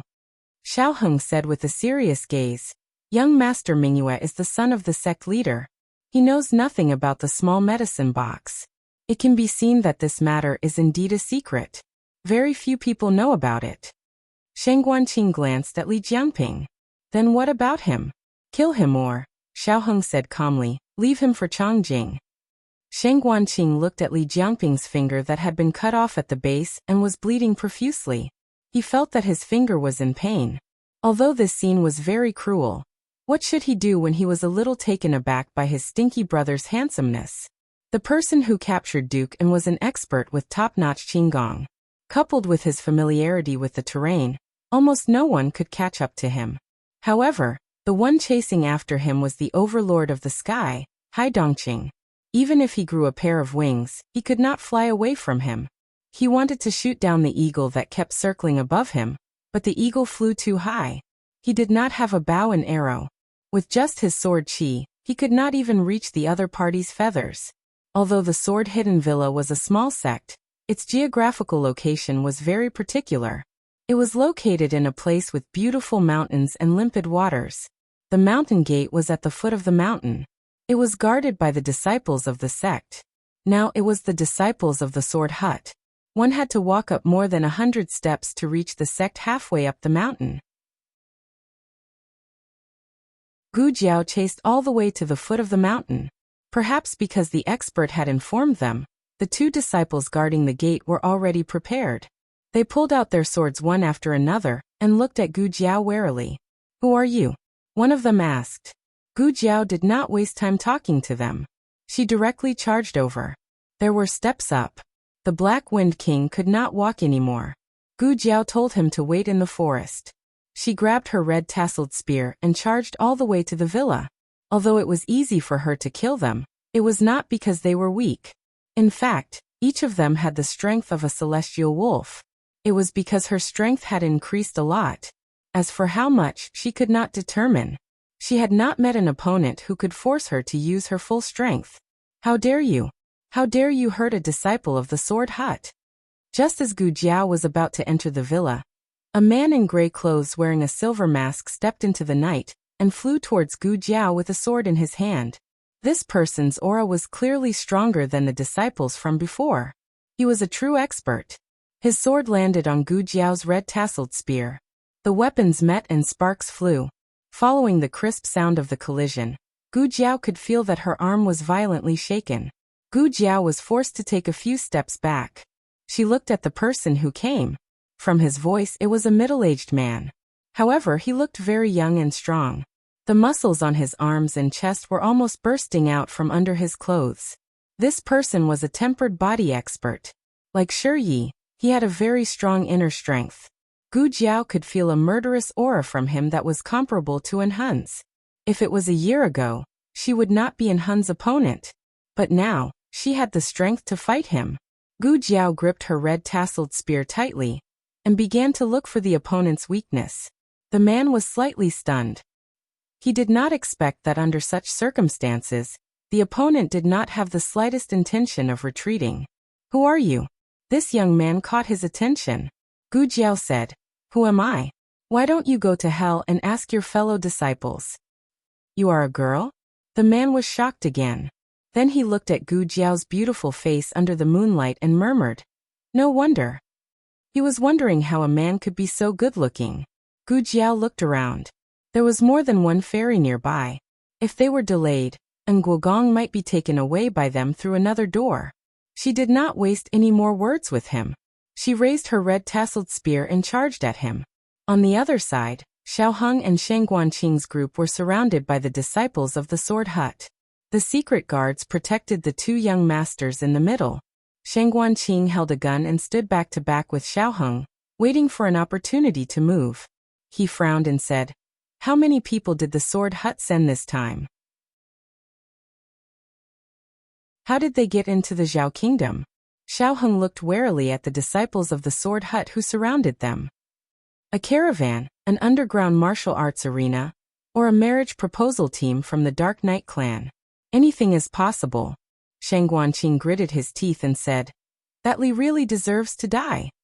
Xiaoheng said, "He is only a pawn. The real mastermind is the head of the Sword Hut. Kill them." The leader of the disciples of the Sword Hut gave the order.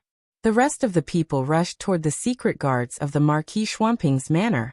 The two sides quickly fought. If it was a one-on-one fight, the secret guards were not a match for the disciples of the Sword Hut. However, the number of secret guards was 3 times that of the disciples of the Sword Hut. For a moment, they were able to hold them back. Xiaoheng grabbed Shang Guanqing's wrist and ran into the forest at the side in the chaos. The sounds of fighting behind them gradually disappeared. Shang Guanqing let out a sigh of relief and asked, "Where do we go next?" Xiaoheng said. Li Jiangping said to go east. "East is right in front." Shang Guanqing hurriedly said, "Oh, then let's go quickly." Unexpectedly, after a few steps, there was a cracking sound under Shang Guanqing's feet. A sharp pain came from his ankle. He tripped on the spot and fell forward onto the ground. Xiaoheng stopped in time. He turned around and walked toward him. He squatted down and asked, "What's wrong?" Shang Guanqing supported himself on the ground and sat up. He did not forget to pick up the gun that had fallen to the side. He broke out in a cold sweat and said, "My leg seems to have been caught by something." Xiaoheng lifted his ham and took a look.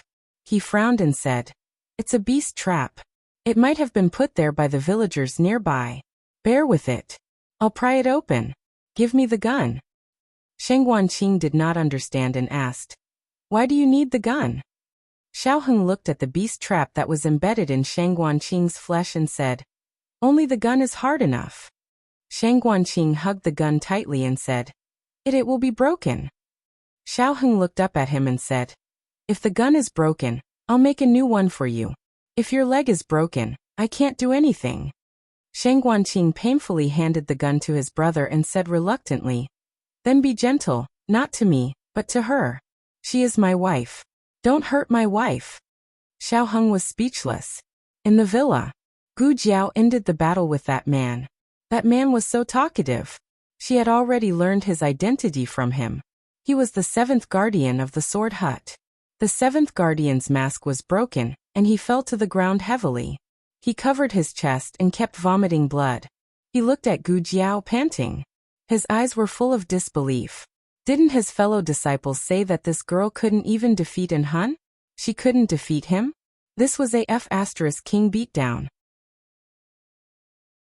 His skills were on par with an Hun's, but during the fight just now, other than his surprise attack which forced the girl to retreat, he had not been able to win against her since she took the initiative to attack him. The first 10 moves were a draw. From the 11th move onwards, he had no power to fight back. Why was it like this? Gu Jiao stepped on his chest. She was like the master of all things looking down at the ants on the ground. Where is Dukan? The 7th guardian laughed coldly. He raised his hand to wipe the blood from the corner of his mouth. Do you think? I will tell you. I'm warning you. This is the territory of the Sword Hut. If you dare to act recklessly. His gaze was very determined. He could not reveal any information to Gu Jiao. Gu Jiao did not want to waste time on him. She withdrew her foot. Under the gaze of the disciples of the Sword Hut who did not dare to go forward, she walked into the villa with the blood-dripping red-tasseled spear like a shura. The 7th guardian struggled to stand up. He looked coldly at Gu Jiao's back. He grabbed with his 5 fingers and gathered enough inner energy. He was about to hit Gu Jiao's back fiercely. Gu Jiao happened to pass by the corpse of a disciple of the Sword Hut. She stomped her foot fiercely, and the long sword on the ground flipped up. She hit the hilt of the sword with her palm. The long sword flew towards the 7th guardian behind her. The 7th guardian did not even have time to react before his chest was pierced fiercely. During the entire process, Gu Jiao did not turn her head. Her red-tasseled spear touched the ground. Following her footsteps, the cold glinting tip of the spear drew a slow and ear-piercing sound on the limestone floor. Occasionally, a string of sparks would fly. There were disciples charging towards her. Every single one of them fell under her red-tasseled spear. The disciples of the Sword Hut were frightened by her killing. A disciple trembled and said, "Quick! Quick, go and report to the headmaster." The Sword Hut had 2 peaks. The headmaster, the various venerables, and the guardians were at the rear peak. Today, it was the 7th guardian's turn to guard the vanguard. Gu Jiao found Dukan, who had been tied up by 4 disciples at the back door of the vanguard. As she expected, they were planning to take him down the mountain from the side door and head to another ferry. Gu Jiao dealt with the 4 people as quickly as possible. She cut the ropes on Dukan's body and knelt by his side. She helped the fainted Dukan up. Adoptive father, adoptive father. She placed Dukan on her shoulder and checked his pulse. Dukan slowly regained consciousness. He weakly opened his heavy eyelids and said to Gu Jiao, "Jiao Jiao, quick go. Don't worry about me. Hurry. Go down the mountain." Gu Jiao said, "Let's go together." Dukan clenched his teeth and used the last of his strength to say, "I have medicine on me." "It'll harm you." Gu Jiao had already noticed. She helped him untie the ropes on his feet. "This bit of knockout drug is useless against me. I'll carry you down the mountain." As she spoke, she turned around and carried Dukan on her back. However, the moment she turned around, a ghostly figure appeared out of nowhere and slapped her chest, sending her and Dukan flying at the same time. "Jiao Jiao." Dukan didn't know where he got the strength. He grabbed Gu Jiao and spun in the air. He let himself fall to the ground and held Gu Jiao tightly in his arms. He was hit so hard that he spat out a mouthful of blood. The 2 of them hit a rock on the side.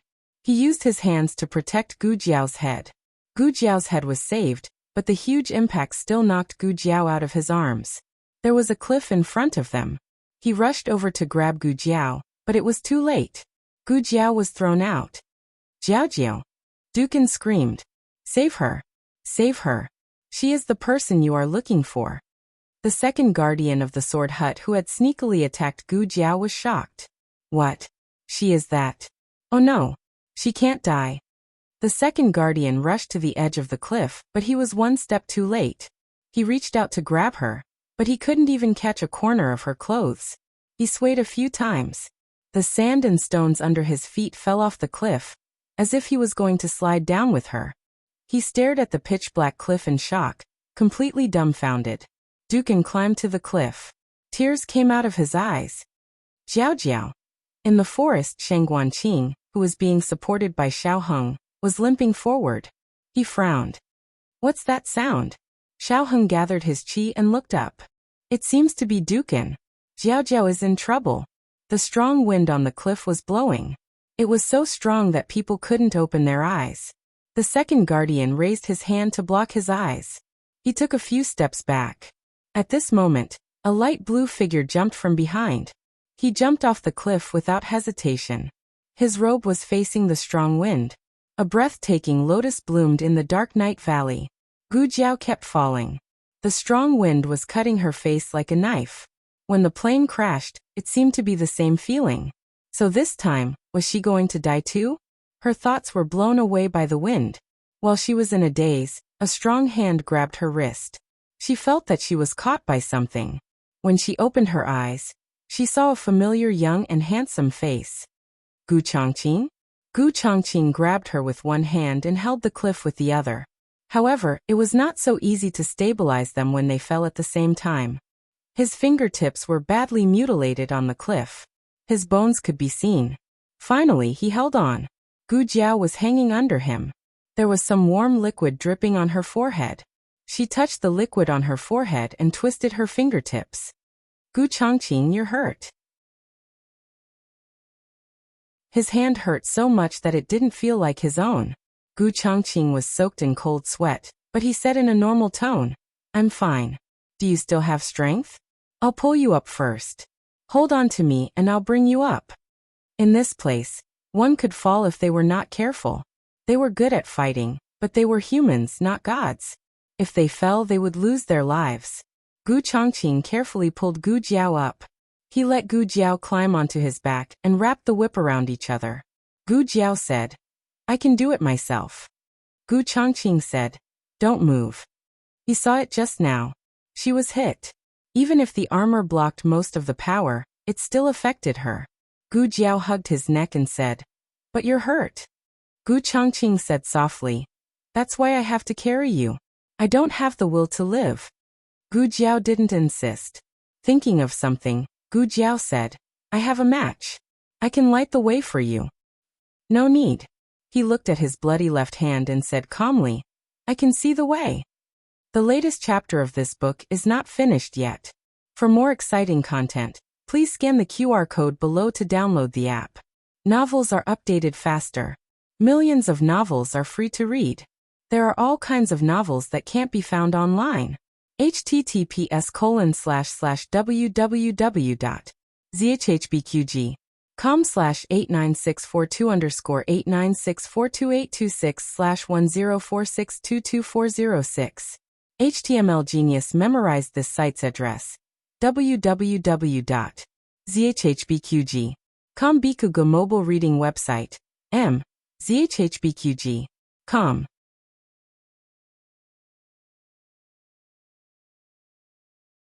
Chapter 948. The latest chapter of this book is not finished yet. For more exciting content, please scan the QR code below to download the app. The novel will be updated even faster. Millions of novels will be read for free.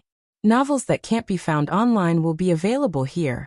Gu Chongqing carried Gu Jiao on his back as he climbed up the cliff with great difficulty. The astral winds from the bottom of the cliff howled, almost blowing them away. Under these extreme conditions, he could not use his internal strength at all. He could only rely on his brute force as he slowly climbed up with his little sister. Very quickly, his right hand became a bloody mess. His flesh was left on the cliff, and the bloody handprints were a shocking sight in the dark night. The place where they fell was very deep and they did not know how long it would take to climb up. The wind here was strong and the temperature was low. Gu Chongqing was worried that she would freeze, so he said to her, Jiao, don't sleep yet. Gu Jiao replied in a daze. Gu Chongqing asked, are you sleepy? Gu Jiao blinked her sleepy eyes. A bit. Her sudden sleepiness was not like her usual strength. Gu Chongqing asked in a worried voice, are you seriously injured? I'm not. Gu Jiao shook her head. She had been feeling sleepy recently, and it was probably related to her pregnancy. Gu Chongqing's hand grabbed onto a protruding rock. Then you should sleep. I'll wake you up when we reach the top. He slowly poured his internal strength into her to maintain her body temperature. A person's potential was truly endless. At first, he couldn't even use his internal strength, but didn't he still do it now? However, he could only use a little bit since he still needed to rely on brute force to climb. Gu Jiao's body felt a comfortable warmth. Her head sank down as she leaned against his shoulder.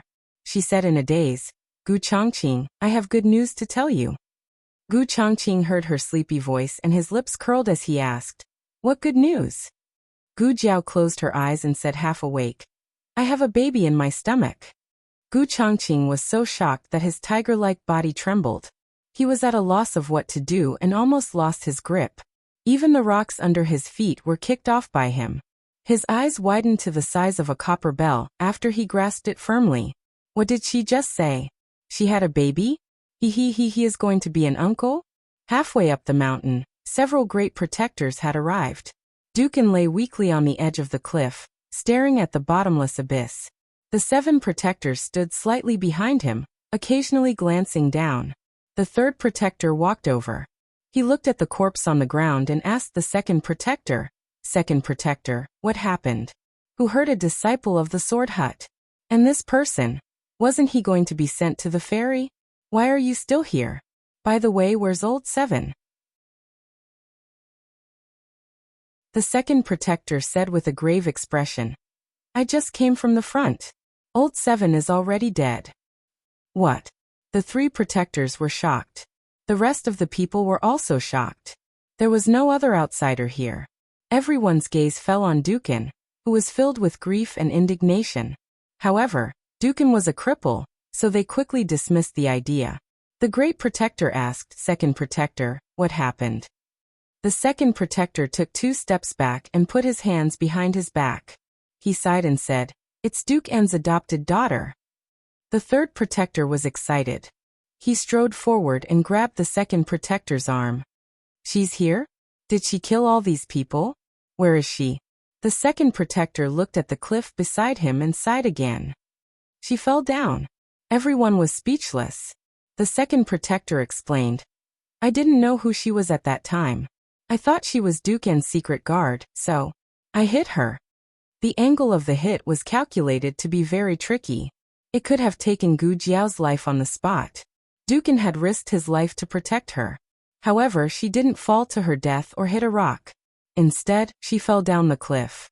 The great protector frowned. "If she dies, we won't be able to get the box anymore." The 8th protector, who had been silent, suddenly took a step forward and pointed his ear at the cliff. "Listen. There's something down there." The 2nd protector recalled. "Someone just jumped down. I don't know if it's—" The 3rd protector was impatient. He interrupted him. "What do you mean by if? It's more important to save her. Quick, get the rope." There happened to be a rope on the ground that had tied Dukan up. However, it wasn't long enough. The 8th protector went to the front and took the longest rope. He tied a dead knot and threw it down. "Is it here?" The 3rd protector asked. "I'm not sure." The great protector frowned. "The wind is too strong down there. The sound is scattered. It's hard to tell the direction." The 3rd protector shouted at the bottomless abyss, "Hey! Is the person down there still alive?" Squeak. Gu Chongqing heard the sound coming from above his head. However, the wind around him had changed. It was no longer blowing from below, but from above. As long as he looked up, he would be unable to make a sound due to the strong wind. Little 9, who was circling in the sky, suddenly screamed. He dived down and grabbed the end of the rope. Facing the strong wind, he flew towards Gu Jiao and Gu Chongqing. The strong wind broke his wings. He did not stop. He placed the rope in Gu Chongqing's hands. Gu Chongqing looked up at the sky and pulled on the rope. The 3rd protector felt the strength of the rope and his eyes lit up. "It's moving, it's moving." It wasn't the kind of movement that was caused by the wind. It was being pulled. Someone had grabbed it. The great protector quickly ordered, "Quick! Pull him up."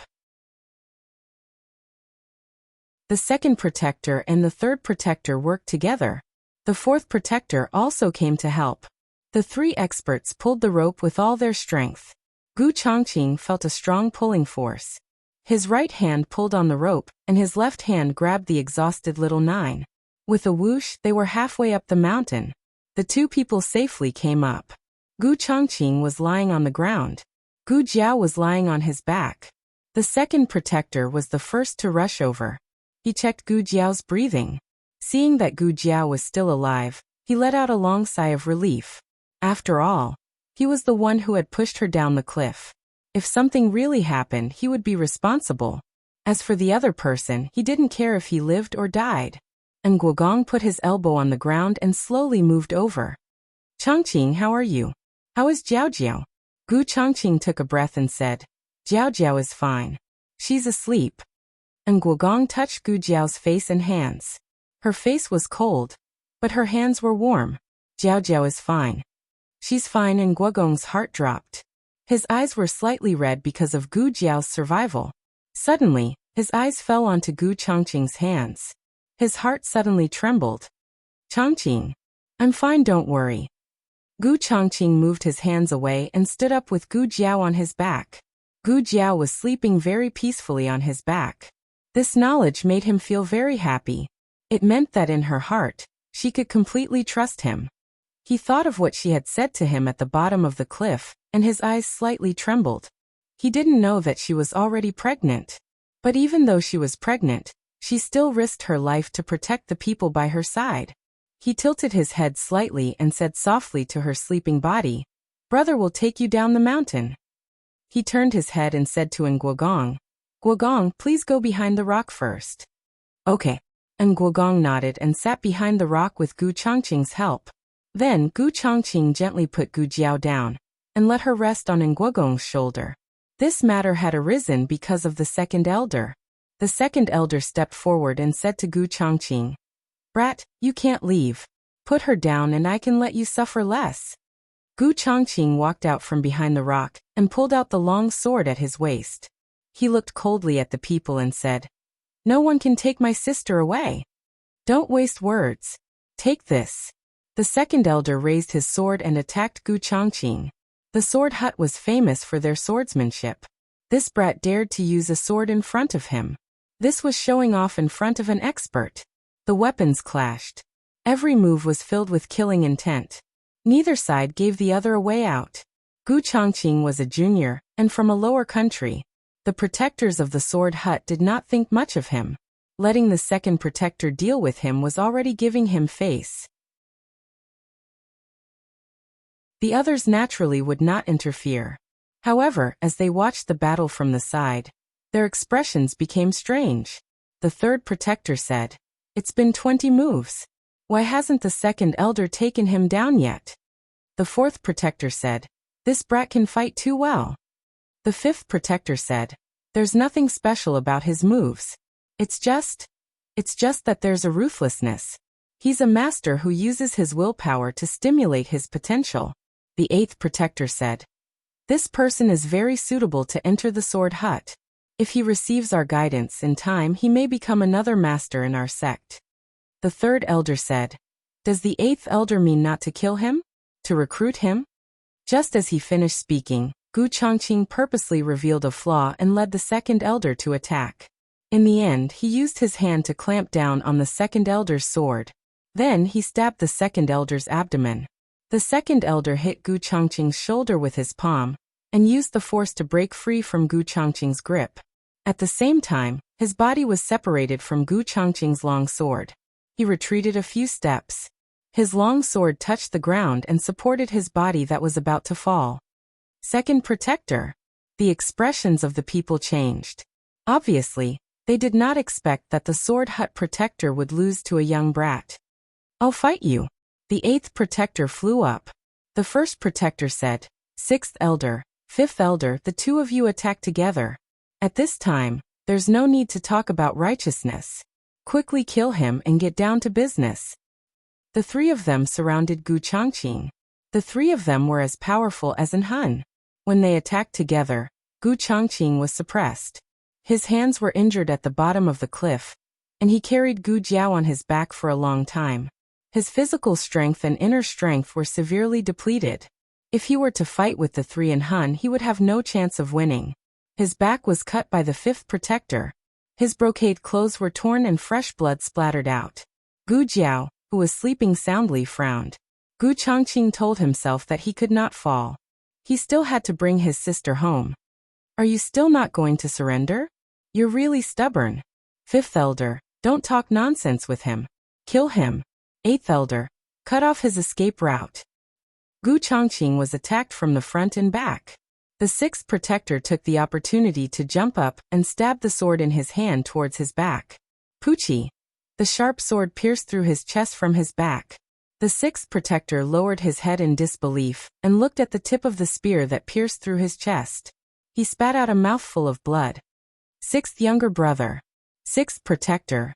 The fifth protector and the eighth protector shouted in unison. Under the moonlight, Gu Jiao, who had woken up unknowingly, was standing behind the sixth protector with a red-tasseled spear in her hand. This scene happened too quickly. Even the senior protector and the others who were watching did not react in time.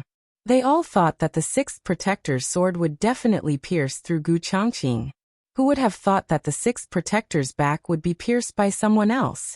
Gu Jiao pulled out the red-tasseled spear, and fresh blood splattered onto her cold little face. The strong wind from the bottom of the cliff blew up, and her red battle robe fluttered. The battle robe was like fire, as if it had drunk the enemy's blood. On the ground where the sand and stones were flying, a safety amulet that was still warm was lying alone. Gu Jiao stepped on it and looked at everyone present with a murderous gaze. Everyone was shocked by her murderous aura. It was different from her aura when she came. Although she was also killing people, she now had a domineering aura that could destroy heaven and earth.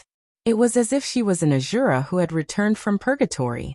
She wanted to kill the entire Hidden Sword Manor and leave nothing behind. Gu Chongqing took the opportunity to wave his sword and forced the fifth and eighth protectors back. He knelt on one knee and used his sword to support his body. He turned around and looked at Gu Jiao, who had a cold gaze. His gaze swept past the safety amulet under her foot and landed on her lower abdomen that was protected by her armor. He clenched his fists bit by bit. The third protector frowned and said, "What's wrong with her? Why does she feel weird?" The senior protector's face was solemn. "Don't you think that her current state is similar to An Hun and the others when they lose control?"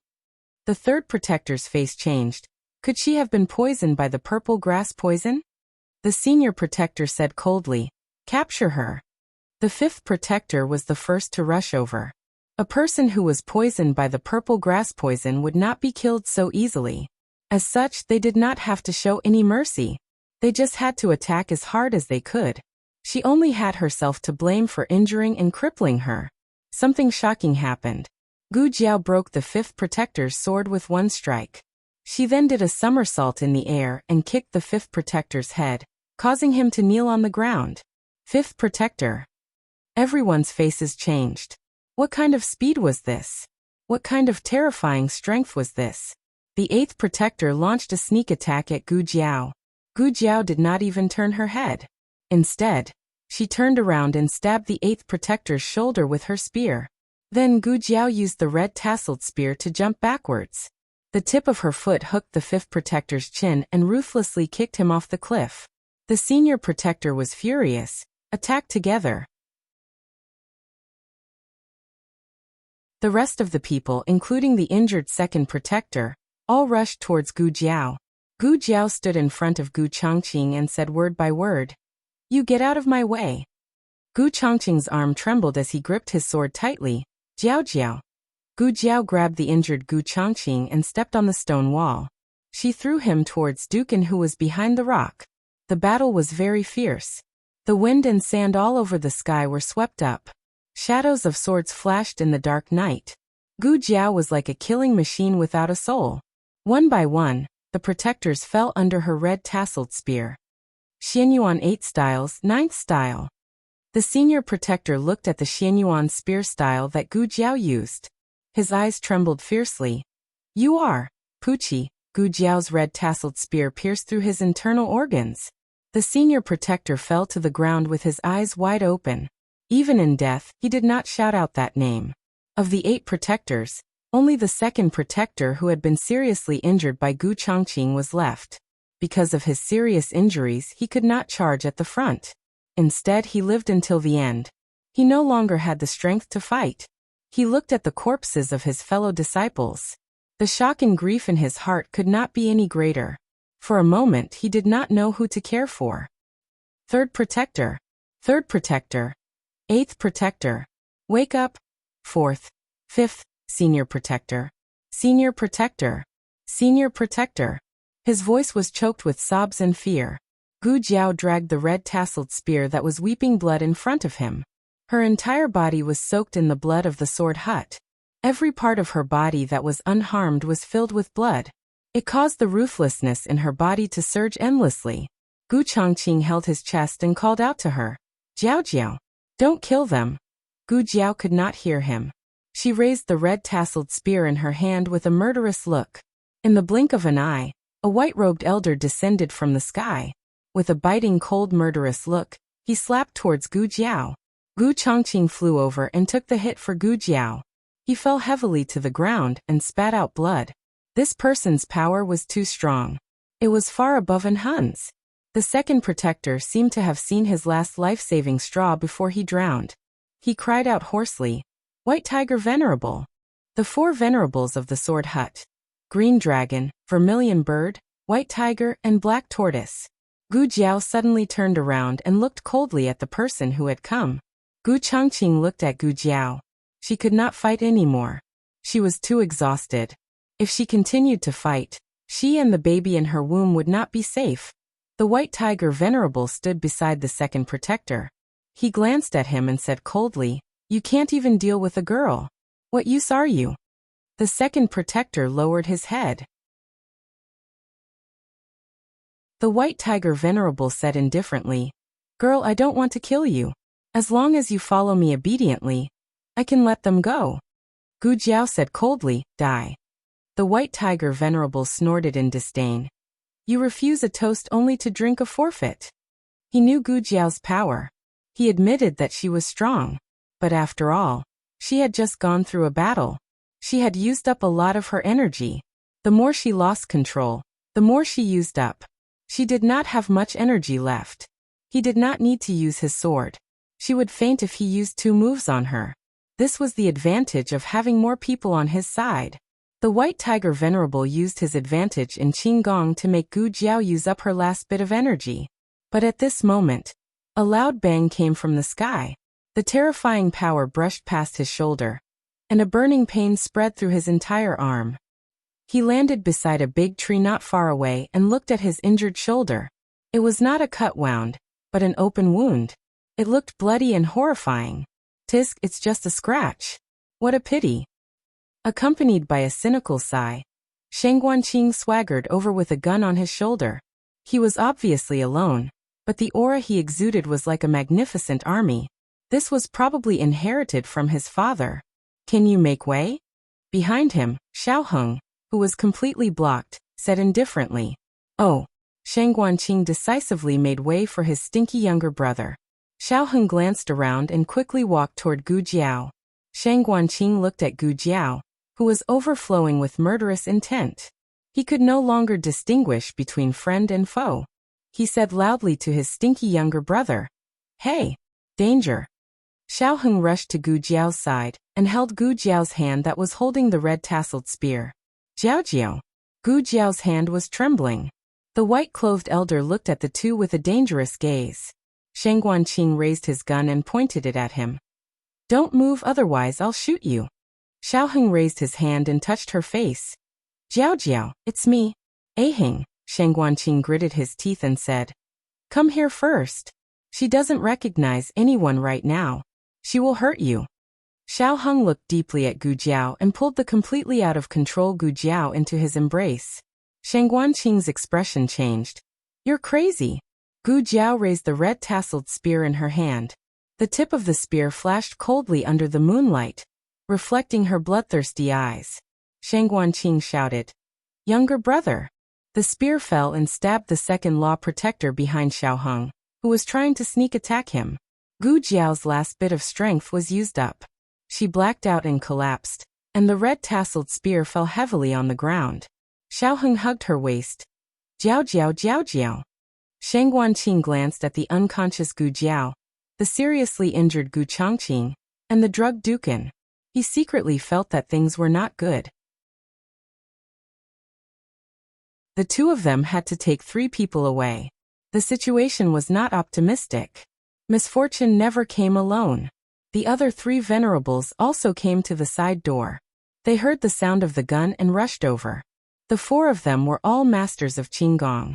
With the cover of the night, a gun could not kill them at all. Shang Guanqing held the gun, his heart like dead ashes. It's over, it's completely over now. We're all going to die here. I'll deal with that gun. The White Tiger Venerable said. Xian Wu, who was the youngest venerable, said, "Leave that girl to me." The 2 of them attacked at the same time. The white-robed venerable used his lightness skill and the terrain to restrain Shang Guanqing's gun. The black tortoise venerable tapped his toes and flew up, reaching out his demonic claws to grab Xiaoheng's shoulder, intending to pull him and Gu Jiao away and throw them off the cliff. At the moment of imminent peril, an ice-cold sword qi broke through with an unstoppable force. The murderous aura filled the entire mountain. The black tortoise venerable's eyebrows jumped. Before he could react, his sleeve was cut off by the sword qi. Almost at the same time, a tall and sturdy figure fell from the sky and kicked him in the chest. He was forced to retreat several steps. The owner of the figure held a peacock feather sword and blocked in front of Xiaoheng and Gu Jiao. The venerables looked at him. The black tortoise venerable raised his hand and wiped the blood from the corner of his mouth. He frowned and asked, "You are?" His ice-cold thin lips slightly opened. "Long Yi." "Digression. Baby Long Yi is here. Do I have a monthly ticket?" The latest chapter of this book is not finished yet. For more wonderful content, please scan the QR code below to download the app. Novels are updated even faster. Millions of novels are free to read. Novels with connotations that can't be found on the internet are all here. https://www.zhhbqg.com/89642_8964286/10460274. HTML Genius remembered this site's address in a second. www.zhhbqg.com Bikuj mobile reading website. zhhbqg.com.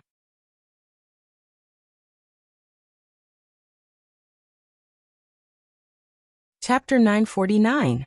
The latest chapter of this book is not finished.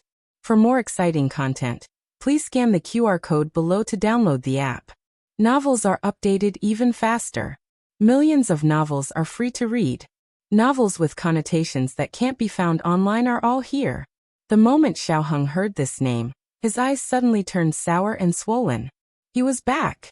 He was still Long Yi. Long Yi, have you found your memories and the answer you want? Are you here to hunt down the sword hut or go home? Will you always stay by my side in the future? Xiaoheng had too many things he wanted to ask Long Yi, but unfortunately, now was not the time to talk about this. The sword hut had sent out 4 experts. Even if he didn't practice martial arts, it was not difficult to feel that they were more powerful than the dead swordsmen. They were probably the 4 venerables that Li Jiangping had mentioned. Long Yi, you have to be careful. It's Shi Tian. The venerable white tiger exclaimed. The other 3 also recognized him. There were many unexpected things in this world, but the most shocking thing was definitely the scene in front of them. The former genius swordsman, the direct disciple of the sect master, had actually changed and become the enemy of the sword hut. This was really, as the leader of the 4 venerables, the venerable Azure Dragon should have the right to speak. He took a step forward and looked at Long Yi with a gloomy expression. He said majestically, "Shi Tian, do you really want to be enemies with the sword hut?" His gaze swept past Xiaoheng and the others and landed on Long Yi's masked face again. Don't be fooled by this group of people. You are not Long Yi at all. You are a disciple of the sword hut. The sect master is your master. You were raised by the sect master. To the sect master, you are half his son. When you went missing, the sect master did his best to find out about your whereabouts. When he found out that you didn't complete the mission, he didn't take his anger out on you. He only hoped to find you safely. I didn't expect you to be kidnapped and have your memories erased. You forgot everything about the sword hut. and Hun had already reported to the Sword Hut about Long Yi's memory loss. As for how he lost his memory, they didn't know, but it must have been done by someone. The purpose was to make Shirtian into a killing tool. And the culprit was this group of people who took Long Yi for themselves. Venerable Azure Dragon. Long Yi spoke. His voice was monotonous and cold, just like his aura. What was going on? How did he know who he was? Could it be that? And Hun's information was false? He didn't lose his memory? The Venerable Azure Dragon looked at Long Yi in shock. He carefully sized Long Yi up from head to toe. Soon after, his pupils shrunk. Mystic Moonsword. What? The eyes of Venerable Vermilion Bird beside him also widened as he stared at the sword in Long Yi's hand. It is indeed the profound moon sword. Strange. Wasn't the mystic moon sword lost by the young master? How could it be in Shirtian's hands? As soon as the two of them spoke, Xiaoheng also looked towards Long Yi's sword. He was very close to Long Yi, so compared to other people, he could clearly see that it was the profound moon sword. It was indeed strange because the Xianyuan sword was clearly in the hands of Xianyuan Qi and Liao Chun. They had brought the sword and Sir Mingyue to the sword hut. So how did this sword end up in Long Yi's hands? Sheng Guanqing took advantage of the confrontation between the big bosses and ran over with a gun. He was the only one present who hadn't met Long Yi face to face. Long Yi felt an unfamiliar aura and moved his sword. Xiaoheng pressed on the hilt of his sword. It's my brother. Long Yi's killing intent faded. Sheng Guanqing knelt down beside his younger brother. Jiao Jiao, are you okay? She fainted. Xiaoheng hugged Gu Jiao tightly and said with heartache. What's going on? Is this Long Yi the shadow dragon guard you mentioned? Yes. But Xiaoheng also didn't know the specific situation. He had 3 doubts in his heart. First, how did Long Yi get the profound moon sword? It was impossible for Xianyuan Qi to lose the sword, so there were only 2 possibilities. Either Xianyuan Qi took the initiative to give it to Long Yi, or Long Yi snatched it away. But no matter which possibility, Long Yi had seen Xianyuan Qi. Then the question was, where did Xianyuan Qi and the others go? The third doubt was, this venerable Azure Dragon kept saying that Long Yi was half a son of the Sword Hut sect leader, but how could a son recover his memories and destroy his father's sect? There must be a secret between the Sword Hut sect leader and Long Yi. And this secret, perhaps even the 4 venerables didn't know. However, regardless of whether they knew it or not, their actions in helping the tyrant could not be forgiven. The venerable white tiger snorted coldly. Venerable Azure Dragon, Shirtian has already betrayed the Sword Hut. There's no need to waste your breath with him. Just help the sect leader clean up the sect. The venerable Azure Dragon frowned and said to Long Yi, Shirtian, I'll give you one last chance. When you return to the Sword Hut, I'll plead with the sect leader and say that you were deceived by these people, so you did something unfavorable to the Sword Hut. Long Yi swept his sword, and the vast sword Qi rolled up the long swords of the protectors, surrounding Xiaoheng and the others, and stabbed them into the ground. With the sword as the boundary, trespassers will die. Sheng Guanqing looked at the long sword surrounding them and couldn't help but open his eyes wide. Wow, no way, so powerful. He tried to pull out a sword beside him, but he found that he couldn't pull it out at all. This strength is amazing. The eyes of the venerable Azure Dragon sank and he pointed his sword at Long Yi. Shirtian, it seems that you refuse a toast only to be forced to drink a forfeit. Then don't blame us for disregarding our relationship as fellow disciples. I've watched you grow up, and I'm really reluctant to kill you. Sheng Guanqing chuckled and said, Hey old man, so much nonsense. Are you going to fight or not? If you're afraid, then quickly scram. Woo-wah. Before he could finish speaking, the sword Qi of the venerable Azure Dragon slashed towards him. He was so scared that he let out the same cry as Xiao Yi. However, this sword Qi didn't fall on his body as it was firmly blocked by Long Yi. Long Yi flew up and began to fight with the 4 venerables. That's right, it was 4 people. He fought with 4 venerables at the same time. This confrontation was even more thrilling than fighting with an Hun. Each one of them was a first-class expert in the world. Blade Light and Sword Shadow were so fast that only afterimages were left behind. Sheng Guanqing's eyes couldn't keep up with them. His gun was aiming at this one and aiming at that one. After a long while they didn't get tired of fighting, but his eyes got tired. He sat on the ground and bitterly said, No, it's too fast, I can't aim properly. Xiao Heng's gaze followed Long Yi. He knew that Long Yi was poisoned by purple grass poison, and also had the risk of losing control. But he didn't know whether it was his misperception or not. But Long Yi seemed to be a lot stronger after returning this time. After recovering his memory, he understood who he was and why he was fighting. He was not Shi Tian. He was Long Yi. White Tiger Venerable received Long Yi's palm, and he painfully covered his chest and said while gasping for breath, You really grew up. Your martial arts are actually so high. He and Hun were orphans who came to the island together. Both of them had good aptitudes, but in these 20 years, Hun's progress was simply incomparable to his. Soon Black Tortoise Venerable also suffered light injuries. He gritted his teeth and said, When we were on the island, why didn't I notice that he was so powerful? White Tiger Venerable said, Yes, when he was young, we all thought that he was only a little stronger than Hun. They all misjudged him. White Tiger Venerable looked at Great Venerable who was fighting with Long Yi and said seriously, Venerable Azure Dragon, you can't be merciful to him. We must do our best to kill him together. Azure Dragon Venerable's eyes flashed with a trace of complexity. Shi Tian, you forced me.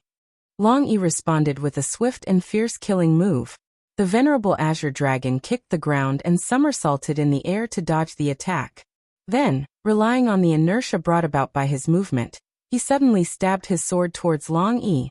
At the same time, Vermilion Bird Venerable attacked Long Yi's lower body. Let's go too. White Tiger Venerable said. Black Tortoise Venerable nodded and flew up with him. They attacked Long Yi from both sides. Long Yi was attacked from all sides. This was the most fatal attack from the four Venerables. Everyone felt that Long Yi was going to be pierced into a sieve. Then something unexpected happened. Long Yi soared into the sky. Want to escape? White Tiger Venerable also soared into the sky. However, Long Yi stomped on his head and he fell down heavily. Venerable White Tiger. Black Tortoise Venerable was aghast. Long Yi's stomp directly crushed White Tiger Venerable's head with internal force. He fell to the ground and died on the spot. The other three were furious. Venerable Azure Dragon and Black Tortoise Venerable attacked Long Yi from both sides. Venerable Vermilion Bird Venerable took the opportunity to attack Xiao Heng and Sheng Guanqing who were behind Long Yi. Long Yi gave up on fighting and turned to Venerable Vermilion Bird. Venerable Azure Dragon shouted, Vermilion Bird! Be careful! Venerable Vermilion Bird turned around and raised his sword to stab at Long Yi. However, before he could completely use his sword chi, Long Yi grabbed his throat. Long Yi grabbed him and slammed him forward, ruthlessly slamming him into the ice-cold hard mountain. The mountain rocks were shaken and smashed down together with the flying sand. Long Yi didn't dodge, just looked at him with torch-like eyes, then with a caw sound he broke his neck. He turned around with a murderous look in his eyes. Then, he tossed the Vermilion Bird Venerable onto the ground as if he was throwing a chick. Vermilion Bird. Venerable Vermilion Bird. 2 of the 4 Venerables were dead. Wow. Sheng Guanqing didn't know how many times he exclaimed tonight. He looked at Long Yi who killed gods and murmured, He's even more arrogant than father. Sky Splitter. I'll kill you. Venerable Black Tortoise threw away the sword in his hand and raised his internal force to the extreme. He rushed towards Long Yi. He didn't care whether Sky Splitter would stab him or not.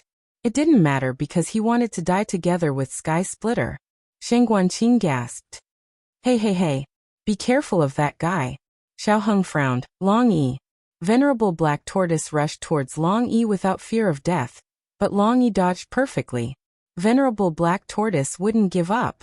He raised his qinggong to the extreme and chased after Long Yi like a shadow. Long Yi looked at him and used his qinggong to jump again. He arrived at the edge of the cliff and pointed his sword at Venerable Black Tortoise. Venerable Black Tortoise rushed over, as if he didn't care about his life. Long Yi held his head and squatted down. Venerable Black Tortoise. Damn you! You said you would stab me. I'm not reconciled. Along with a crazy roar, Venerable Black Tortoise flew down the cliff.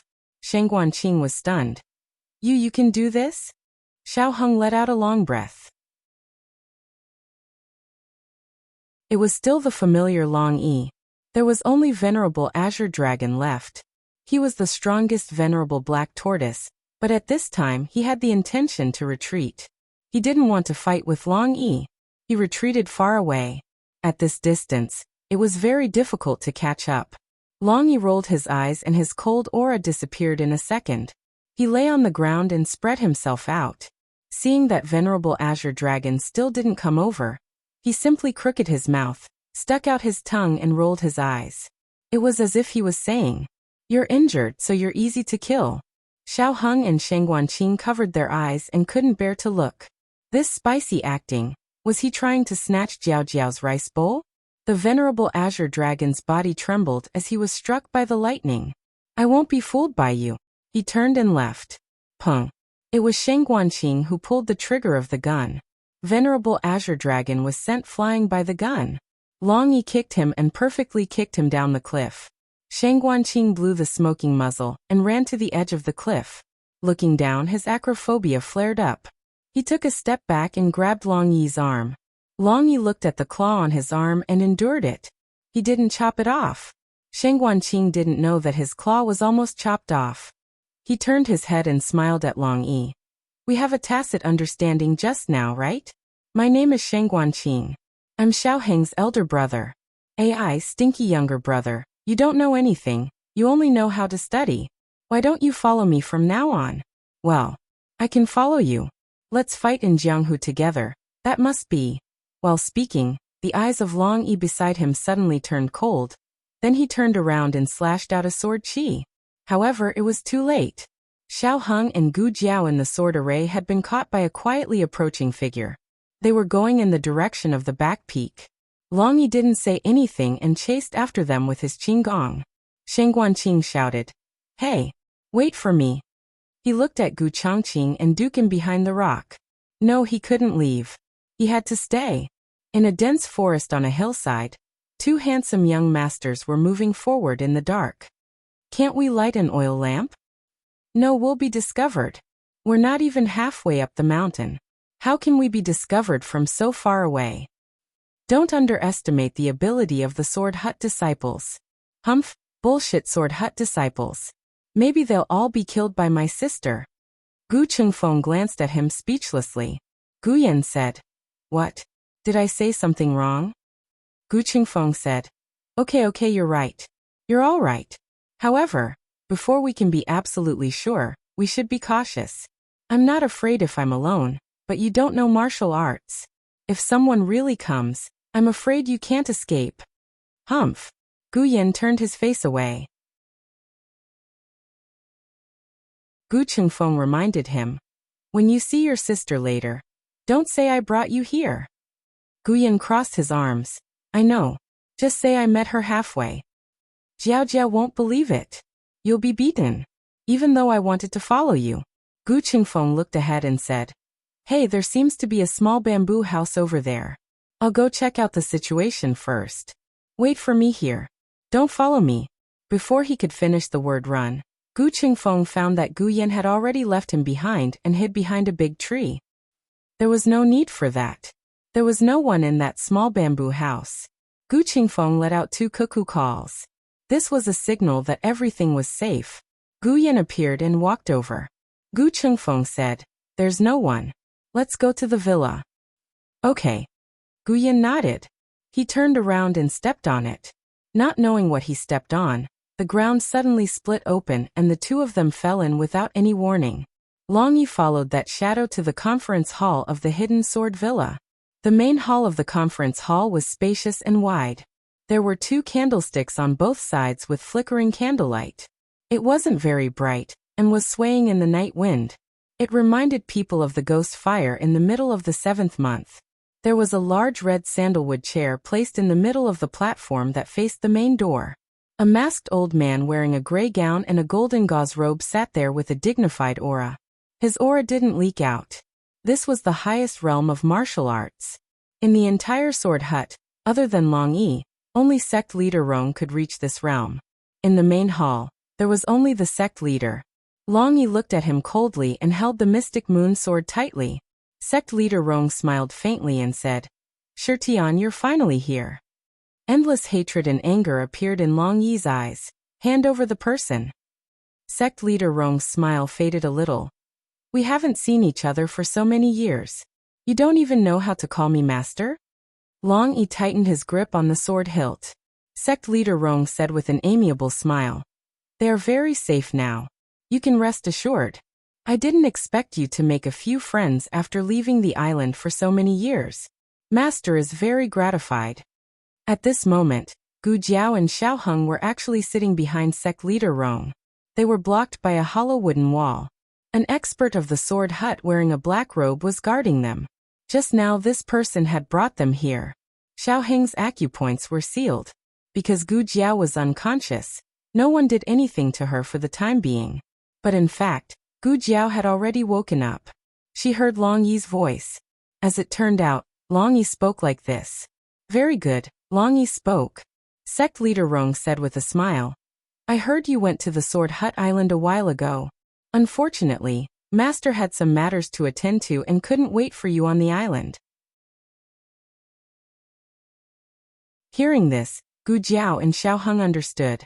The massacre on the Sword Hut Island was really a self-directed act by the Sword Hut. In order to deceive Long Yi and the Dark Knight clan, they really took great pains and sacrificed so many disciples. Sect leader Rong said, "Shirtian, there is no enmity between you and me. As long as you are willing to obediently call me master like before, I can let bygones be bygones." Long Yi said, "I'll say it again. Hand over the people." His tone was very calm, but in fact his mood was fluctuating very violently. Gu Jiao could feel it even though they were separated by the wooden wall. It was like a strong hatred, but also like an unreconciled humiliation. Long Yi had never shown this kind of emotion. Even when he fought with the hateful and Hun, Shi Yi had never shown it. Could it be that the sect leader of the Sword Hut had done something to Long Yi? The latest chapter of this book is not finished yet. For more wonderful content, please scan the QR code below to download the app. Novels are updated even faster. Millions of novels are free to read. Novels with connotations that can't be found on the internet are all available here. https://www.zhbqg.com/89642_8964286/10458573. HTML Genius 1 second. Remember the website address. www.zhbqg.com Biku Pavilion Mobile Reading Website. zhbqg.com.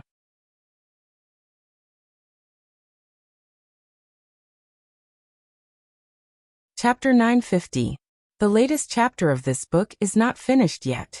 For more exciting content, please scan the QR code below to download the app. The novel was also updated at a faster rate. Millions of novels were read for free. There are all kinds of novels that can't be found online here. Under the bright moonlight, a black awning boat was docked beside a rock in a canyon. The towering cliffs of the canyon blocked the boundless night sky. Even the surface of the water did not reflect the slightest bit of light. At a glance, it was like a bottomless black pool. Xian Yuanqi sat alone on the deck, holding the wolf-tooth jade pendant that he had taken off from his neck. Liao Chen walked out from the canopy and sat down beside his father. He looked at his father and said, "Father, are you still thinking about the heaven splitter?" Xian Yuanqi sighed. "I didn't expect that I would meet the sky splitter on my trip to the Sword Hut." Lu Chen said, "I met him once in Chengdu. His name is Long Yi. He is a friend of Ahing and Jiaojiao. I have not fought with him, nor have I spoken to him. Is his martial arts still as powerful as 20 years ago?" Xian Yuanqi said, "He's much more powerful than 20 years ago." Liao Chen looked at him worriedly. "Father, are you hurt?" Xian Yuanqi puffed up his chest. "Me too. I'm very powerful." Liao Chen, "How is Rongyu?" Xian Yuanqi asked. Liao Chen said, "He's really lucky. Even after taking Long Yi's palm, he's still half dead." This time, encountering Long Yi was truly unexpected. Long Yi seemed to be chasing after the people of Sword Hut. Rongyu was young noble Mingyu. Although he had never seen Long Yi, he had the profound moon sword on his body and used the moves of Sword Hut.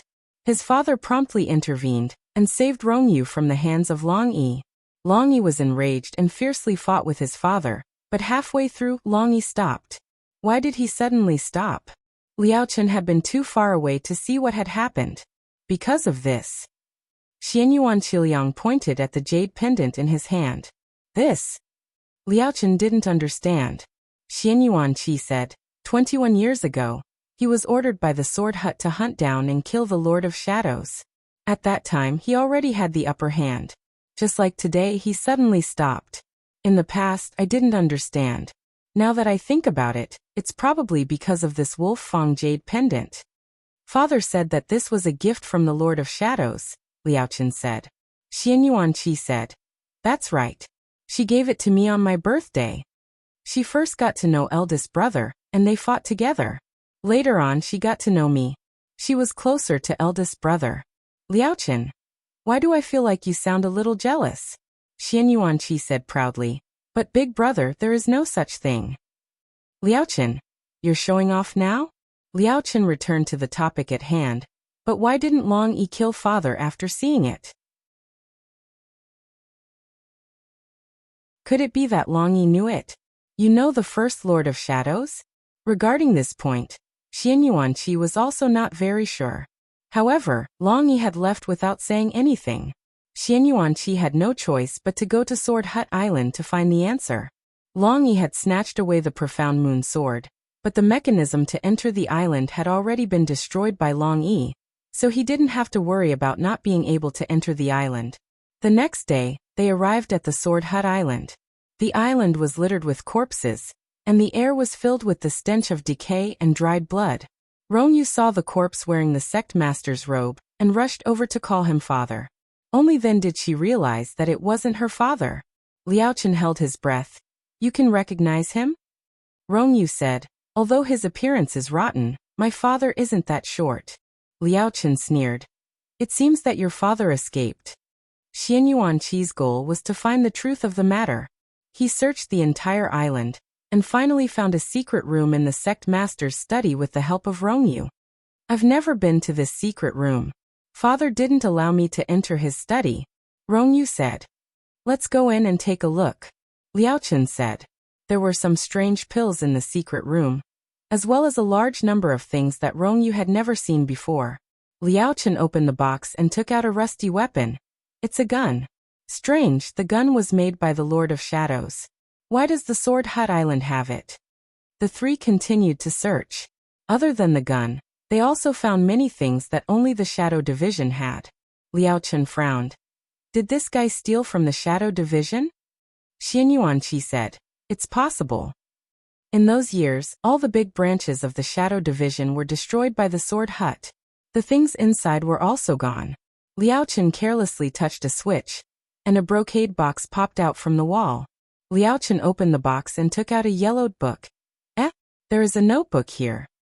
Xianyuan Qi read the notebook and suddenly realized. Shirtian actually came from the Dark Night Island. He is the child of the first island master.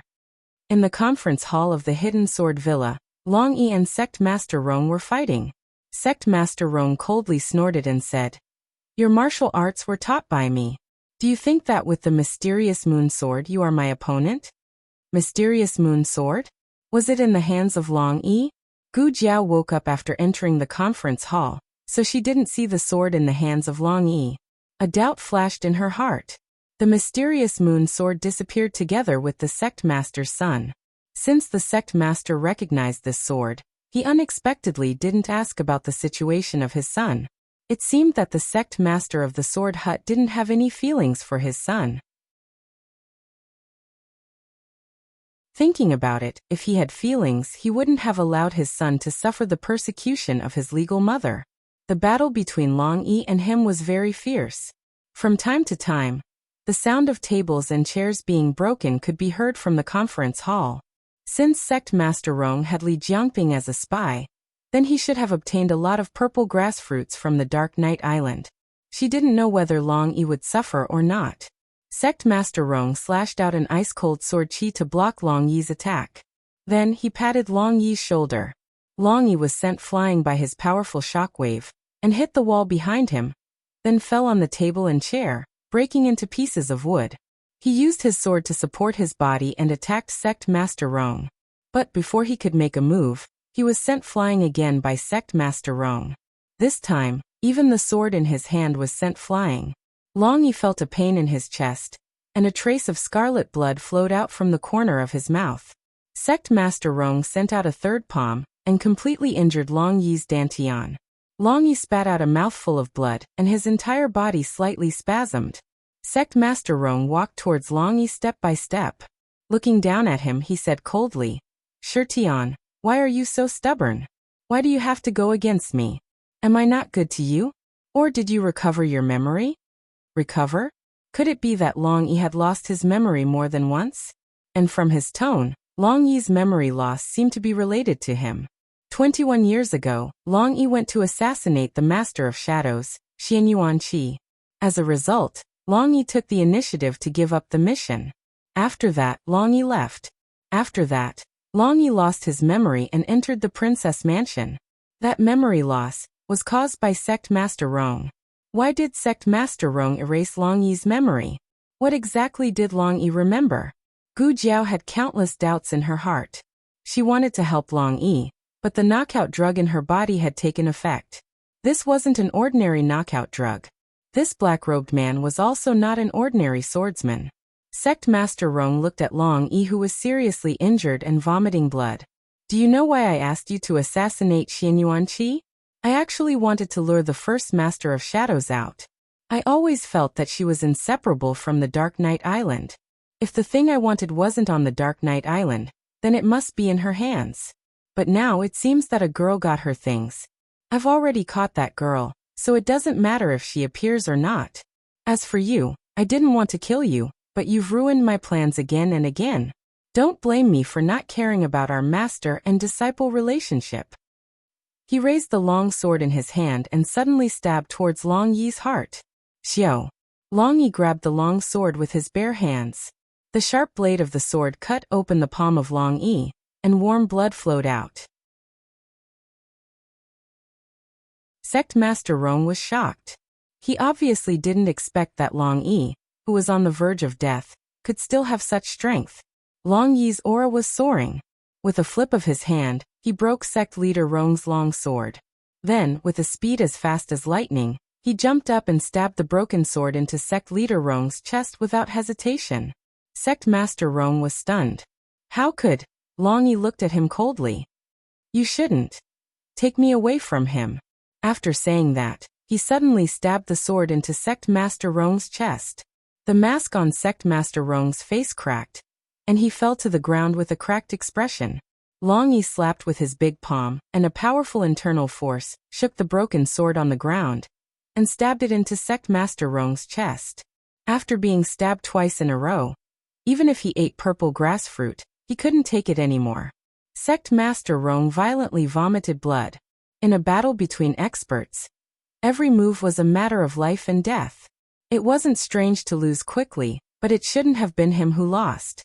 His martial arts were above Shirtian, and Shirtian didn't lose control. How could he explode with such terrifying power? Long Yi waved his big palm, and the mystic moon sword that was sent flying returned to his hand. He mercilessly stabbed the sword for the third time. Sect Master Rong's body stiffened, and he didn't have any strength left to fight back. Long Yi raised his sword and planned to dig out his heart with the fourth stab. But at that moment, something unexpected happened. The entire conference hall suddenly shook as if there was an earthquake. Long Yi's body swayed, and behind the wooden wall, Xiao Heng and Gu Jiao's chairs were thrown forward. Gu Jiao gritted her teeth and defeated the feeling of weakness in her body. She hugged Xiao Heng. The two of them rolled on the ground twice before coming to a stop. That black-robed man lost his balance and knocked into the wooden wall behind him.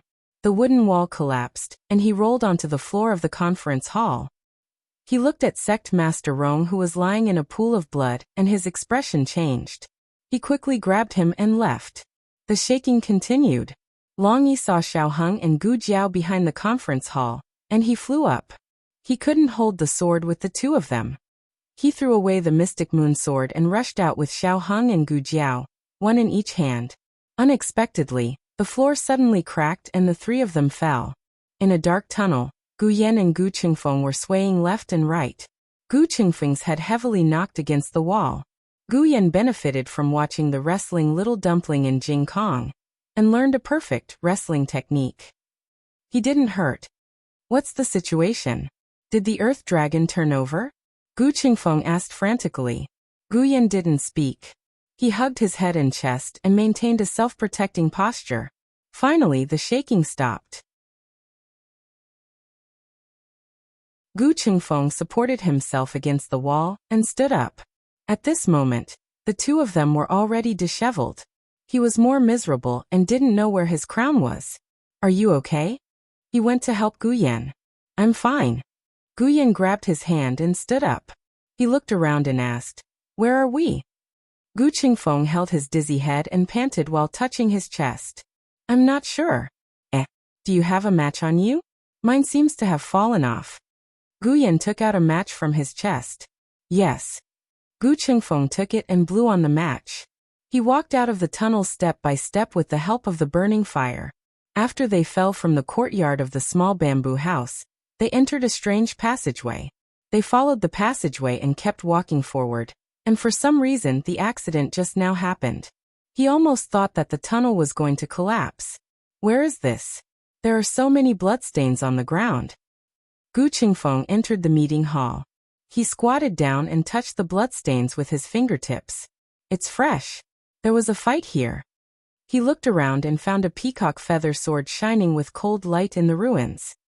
He picked up the sword and looked at it carefully. He exclaimed, wow, a black iron sword. It's mine. Gu Yan found a mask on the side. Gu Yan picked up the mask and smelled it. He said, it smells like my sister's body.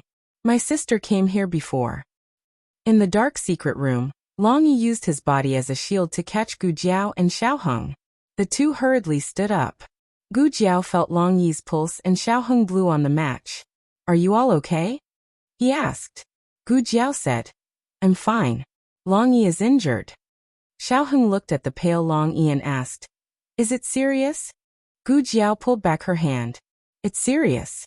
But his body is special. It shouldn't be life-threatening. She said and felt for the first aid kit. The first aid kit fell off. The mask also fell off. The mask was made by Sheng Guanqing. Manager Zheng suddenly came to the residence and said something happened to Wang Guogong. She stuffed the mask into the first aid kit. Xiao Heng looked around. There's a passage in front. Let's leave here first. Gu Jiao nodded her head and helped Long Yi up together with Xiao Heng. Soon after, she sighed with emotion and said, a small hidden sword villa actually built a secret passage. It truly doesn't reveal the mountain nor the water. Xiao Heng frowned and looked at the cold walls. He felt that this place was very dangerous. Let's go. Gu Jiao suddenly looked at Long Yi's handsome face and said, that's right, Long Yi. Who was that man wearing a black robe just now? Gu Master. Long Yi said. Gu Jiao smiled and her eyes shone. You really know how to talk. Long Yi. In another passage, Gu Yan carefully searched for traces of Gu Jiao. He could not see any clues, but based on the senses of the twins, he felt that she should be nearby. Should we call out? Gu Yan turned around and asked Gu Qingfeng, but he was frightened by a terrifying bronze mask with fangs. Ah, what are you doing? Wearing a mask, Gu Qingfeng grinned and said, are you scared? Gu Yan was still in shock. He rubbed his wildly beating heart and said angrily, childish. You're not allowed to walk behind me. Gu Qingfeng snorted. I don't have the twins' connection with your sister. How would I know where to go? Gu Yan said angrily, go forward. Gu Qingfeng held the mask on his face and touched the peacock feather dark iron treasure sword on his waist. He said to Gu Yan, give me the match. Gu Yan gave it to him coldly. He walked forward with his head held high. You're so timid. I told you not to follow me. You and your sister came from the same mother's womb. Why are your temperaments so different? Oh, that's right. She's not you, cough cough. I mean, she didn't grow up with you. Hey, I said so much. You should at least say something. Gu Chengfeng turned around in puzzlement, but Gu Yan's figure was nowhere to be seen. Gu Yan. His expression changed and he walked back. Just as he turned a corner, a black shadow came up to him and knocked him out. Long Yi, are Gu masters powerful? In the passage, Gu Jiao continued the topic. Long Yi thought for a while and said seriously, they're not powerful in fighting. They're powerful in using Gu. Gu masters raised Gu. Generally speaking, their bodies were very weak. They were good at using Gu to increase their strength. They gave people the impression that they were experts, but it was actually the effect of Gu. Gu Jiao understood. So if that guy fought in close combat, he had no chance of winning. Long Yi paused and said with lowered eyes, but Gu masters can control people. Gu Jiao asked, your memory was erased by that Gu master? Long Yi, yes. Not only did he erase his memory, he also turned him into a tool to kill people. He killed people he shouldn't have killed and destroyed things he should have protected. There's someone, Xiao Heng said. At the end of the passage, a stone door slowly opened. There was a weak light coming out from inside. Long Yi walked forward and protected the two behind him. He walked towards the stone door with a cold gaze. When he reached the door, he found that it was a spacious secret room. There was someone waiting in the secret room for a long time. Sect leader Rong was sitting on a chair. He was playing with a bronze Fang mask in his hand. Standing beside him was the black-robed Gu master, as well as Gu Yan and Gu Chengfeng who were in the Gu master's hands. Sect leader Rong's weapon had already been taken away. His wound looked simple, but it was still bleeding. He was very weak and would die if he didn't undergo surgery. Gu Jiao and Xiao Heng walked out from behind Long Yi. The two looked at the unconscious Gu Chengfeng and Gu Yan, then looked at the Gu master and sect leader Rong. What do you want? Xiao Heng asked. Sect leader Rong was weak, but his aura was not weak. He looked at Xiao Heng and said, you are Great Yan's imperial grandson? I have seen your portrait. I know you're in Sheng Guanqing's background. I also know that Shi Tian had always been by your side all these years when he was missing. Back then, I was careless and let you take advantage of me. Xiao Heng said seriously. 21 years ago, Long Yi gave up on the mission to assassinate Xian Yuanqi. After that, Long Yi lost his memory. Was it your doing? Sect leader Rong laughed mockingly. He dared to betray me, of course he had to pay the price. Unfortunately, even though his memory was erased, he still ran away. Long Yi must have used his obsession to escape from sect leader Rong, but he didn't expect to enter the princess residence by accident. Xiao Heng looked at sect leader Rong. Why did you do this? Sect leader Rong said. I did it for his own good. What is there to be unhappy about being the Sword Hut's direct disciple? All right, let's not talk about the past. As he spoke, he glanced at Gu Chengfeng and smiled faintly. These two are your friends, right? If you want to save him, ask this girl to hand over the elixir of immortality. Xiao Heng frowned. What immortality medicine? Sect leader Rong said sternly. The immortality medicine. Gu Jiao was dumbfounded. Do I have an elixir of immortality? Why don't I know about it? Sect leader Rong was dying. If he didn't get the immortality medicine soon, he would die. His expression sank. I will say it one last time. Hand over the immortality medicine. Otherwise, I will make all of you accompany me in death. Gu Jiao said seriously. I really don't have the immortality medicine. If I did, I would have eaten it already. Sect leader Rong was furious. You? Xiao Heng asked Gu Jiao softly. Does he think you have the immortality medicine in your medicine box? Gu Jiao said. But I don't have it in my medicine box. She looked at sect leader Rong. Who told you there was the immortality medicine in your medicine box? Sect leader Rong used his inner strength to protect his heart, but it was useless. His life was rapidly slipping away. He became anxious. I saw it with my own eyes. It must be in your medicine box. Take it out. Take it out. This person was crazy. He was like those emperors who were obsessed with refining pills to obtain immortality. But how could there be immortality in this world? Where was the immortality medicine? Sect leader Rong lost his patience and said to the Gu master, Kill him. Gu Jiao stretched out her hand. Okay, I will give it to you.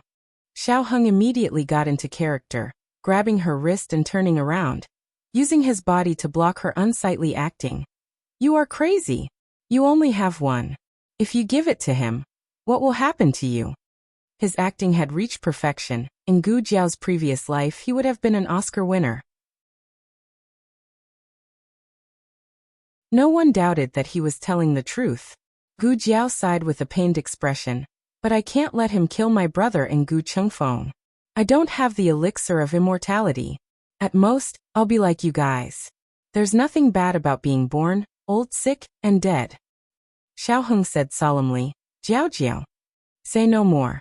Gu Jiao raised her other hand and made a stop gesture, taking out a small porcelain bottle from her bosom. Xiao Heng snatched the bottle and turned to look at sect leader Rong. His eyes were filled with unwillingness, anger, helplessness, and complex emotions. Hand over the person and hand over the medicine. I will count to 3, you push the person over and I will throw the medicine to you.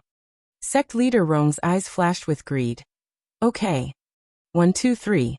Xiao Heng had just finished speaking when the Gu master pushed the person over, and Xiao Heng also threw the medicine out. Long Yi flew up and caught Gu Chengfeng, while Gu Jiao also walked up and caught Gu Yan. At this moment, the originally unconscious Gu Yan suddenly opened his eyes and took out the peacock feather sword on his back. His cold eyes flashed and the sword pierced someone's heart. The Gu master lowered his head and looked at the mystic moon sword that had pierced through his chest. He turned around in disbelief. You. Gu Yan wiped away the blood that had splashed on his face, his eyes clear. You want me to hurt my sister? Dream on. The Gu master fell into a pool of blood. Sect leader Rong's large palm sucked, and the medicine bottle flew into his hand. Gu Yan lost all strength and fell on his butt. Gu Jiao knelt on one knee and hugged him. Yan. Gu Yan trembled as he took out a small porcelain bottle from his bosom and said in a trembling voice. Fortunately, Master's wife gave me the poison, sister. Stay away from me. I still want to kill you. Long Yi pulled out the sword on the Gu master's back and chopped off his head. Gu Yan's vision turned black and he fainted in Gu Jiao's bosom. When the Gu master died, the Gu poison was naturally removed. The reason why he fainted was because he had taken the poison refined by Master's wife to resist the Gu poison. Gu Jiao hugged him tightly in her bosom, her face close to his ice-cold face as she whispered, "Silly brother." On the other side, sect leader Rong, who had obtained the pill, laughed crazily. I have the elixir of immortality. I won't die. I won't. With a loud rumble, the entire secret room started shaking again. Sand fell from the cracks between the roof and walls, and the dust in the secret room flew into the air. Xiao Heng looked around and said with a serious gaze, "It seems like someone has activated the underground mechanism. This place is going to collapse. Let's leave quickly." He held Gu Jiao's hand. Long Yi held one on each side, with Gu Chengfeng on his left and Gu Yan on his right, covering their retreat. Right at this moment, the secret room's stone door fell. Long Yi saw that the situation was bad and threw out Gu Chengfeng and Gu Yan, then sent out Gu Jiao and Xiao Heng with 2 palms. The stone door fell very quickly, and after doing all this, he could not rush out in time. Gu Jiao shouted, "Long Yi." Seeing that the secret room was about to close completely, a small medicine box appeared under the heavy stone door with a click, firmly holding it back. Gu Jiao and Xiao Heng lay down and looked through the gap of the stone door. Xiao Heng said, "Long Yi, come quickly." Long Yi rolled on the ground and left the secret room through the gap of less than a foot. Sect leader Rong had just taken the elixir of immortality. He could live forever like the first island lord of Dark Knight Island, but he could not waste the rest of his life here. He had to go out and rebuild the sword hut. He entered the gap under the stone door. The small medicine box did not move. But just as sect leader Rong was halfway up, something unexpected happened. The medicine chest suddenly disappeared, and the heavy stone door fell down heavily. No, sect leader Rong was crushed into 2 under the stone door. He opened his eyes and saw the small medicine box in front of him. He spat out blood and stretched out his hand. With the medicine. I can live, give me the medicine." But until he died, he did not touch the box that was within reach. August, the golden autumn season. Gu Jiao and Long Yi were recuperating in the princess residence. Little Jiao's wings were wrapped in gauze and he valiantly hid in the courtyard, showing off his injuries to his new little brothers. Gu Yan was fine. He had already gone to school with Gu Xiaoshun. Xiaoheng came out of Long Yi's room with an empty bowl in his hand. Gu Jiao looked at the bowl and said, "You drank it all? So obedient." Xiaoheng smiled and took out a box of charcoal. "I said you promised him." Gu Jiao's face darkened. At the end of August, Xian Yuanqi returned. Chang Kuan and Yi Qing also came with him to Zhao country. Gu Jiao thought Chang Kuan came to find Chang Jing, but who would have thought that was not the case? He came to see Long Yi. In the courtyard, Gu Jiao was bitterly arguing with Long Yi. Chang Kuan walked over. He was very excited. He wanted to approach Long Yi, but he was afraid to startle Long Yi. He stood not far away and looked at Long Yi without blinking. He's that child? Even his eyes were red. Chang Jing looked at her father in confusion. Xiaoheng said, "If you are talking about the child abducted by the Sword Hut sect leader, yes." Long Yi was abducted by the Sword Hut sect leader when he was 5 years old. The Sword Hut sect leader let a Gu master erase his memory and cultivated him into a killing tool. Xiaoheng looked at Long Yi, who was playing with Gu Jiao with a lame arm, and said to Chang Kuan, "Long Yi was still young when he left. He only remembers that he came from Dark Knight Island, and his father was the island master. He doesn't know anything else. But I heard from Chang Jing that you didn't give birth to a son as old as Long Yi." Chang Kuan smiled bitterly. "The island master he is talking about is not me, but the first island master. He is the child of the first island master, not the island master himself. He should have been brought back from outside." "What do you mean by should have been?" Xiaoheng asked. Chang Kuan said, "The first island master was a strange person. He had many secrets that ordinary people could not understand. This child is one of them. I always feel that he is not an ordinary child." Long Yi was indeed not an ordinary person. Chang Kuan sighed. "Before the island master died, he entrusted this child to me and asked me to take good care of him. I didn't expect that the people of Sword Hut would abduct him and feed him purple grass poison, turning him into a death warrior. I am ashamed to face the island master." After the child disappeared, he also looked for him carefully. But he couldn't find him, so he thought he was already dead. Xiaoheng asked, "Does your island master have a medicine chest?" Chang Kuan was surprised. "Yes, how did you know?" After Gu Jiao finished today's task, Chang Kuan went to find Long Yi. He was not sure if Long Yi still remembered him. Gu Jiao and Xian Yuanqi went to the study room. Xian Yuanqi handed a brocade box to Gu Jiao. "I went to Sword Hut Island first and found that Long Yi was related to Dark Knight Island. Thus, I went to Dark Knight Island again. This is the personal record of the Sword Hut sect master." Gu Jiao first looked at sect master Rong's personal record. As it turned out, when he was 8 years old, he followed his father out of the island. His senior brother was injured and fortunately, a godly doctor came to his rescue. There were all kinds of strange knives and medicines in the medicine chest of the godly doctor. When he was 20 years old, he met the same godly doctor again. The godly doctor's appearance did not change. When he was 30 years old, it was the same. He felt that the godly doctor must have taken the elixir of immortality, and that elixir was hidden in his medicine chest. He followed the godly doctor to Dark Knight Island, and found that he was the island master of Dark Knight Island. Then he found a portrait in the study room of the godly doctor. "This is the portrait of the first Dark Shadow Master," Xian Yuanqi said, and took out the portrait from his bosom. He handed it to Gu Jiao with both hands. This was an extremely respectful gesture. An elder would not pass something to a younger generation like this. Gu Jiao was thinking about something and did not pay attention to this detail. But when she took the portrait, her expression suddenly froze. This was not a portrait. It was a photo of her previous life. Gu Jiao went to see Chang Kuan and asked him for the portrait of the first Dark Shadow Master. Chang Kuan took out an old portrait. "This is the first time I saw him. I was afraid that I would forget one day, so I drew it early." Gu Jiao saw a tall man wearing military boots and a coat. He was tall and had a cold expression. Godfather. It turned out that the person sect leader Rong saw was her godfather. His appearance did not change, not because he took the elixir of immortality, but because he transmigrated here again and again. Gu Jiao held the portrait tightly. Where did he go? Chang Kuan said sadly he died. Gu Jiao's eyes trembled. What did you say? Chang Kuan sighed. Every time he came here he would plant a batch of purple grass. But for some reason, the first batch of purple grass could not be planted. Then he passed away. Before he died he asked me to bury him under the purple grass. Don't you think it's strange? The next year, a large amount of purple grass grew at the place he was buried. Gu Jiao looked at the portrait in a daze. Tears suddenly fell down. At night, Yi Qing came to Gu Jiao's room. Gu Jiao sat quietly in front of the window. Yi Qing opened his mouth and said softly, Now.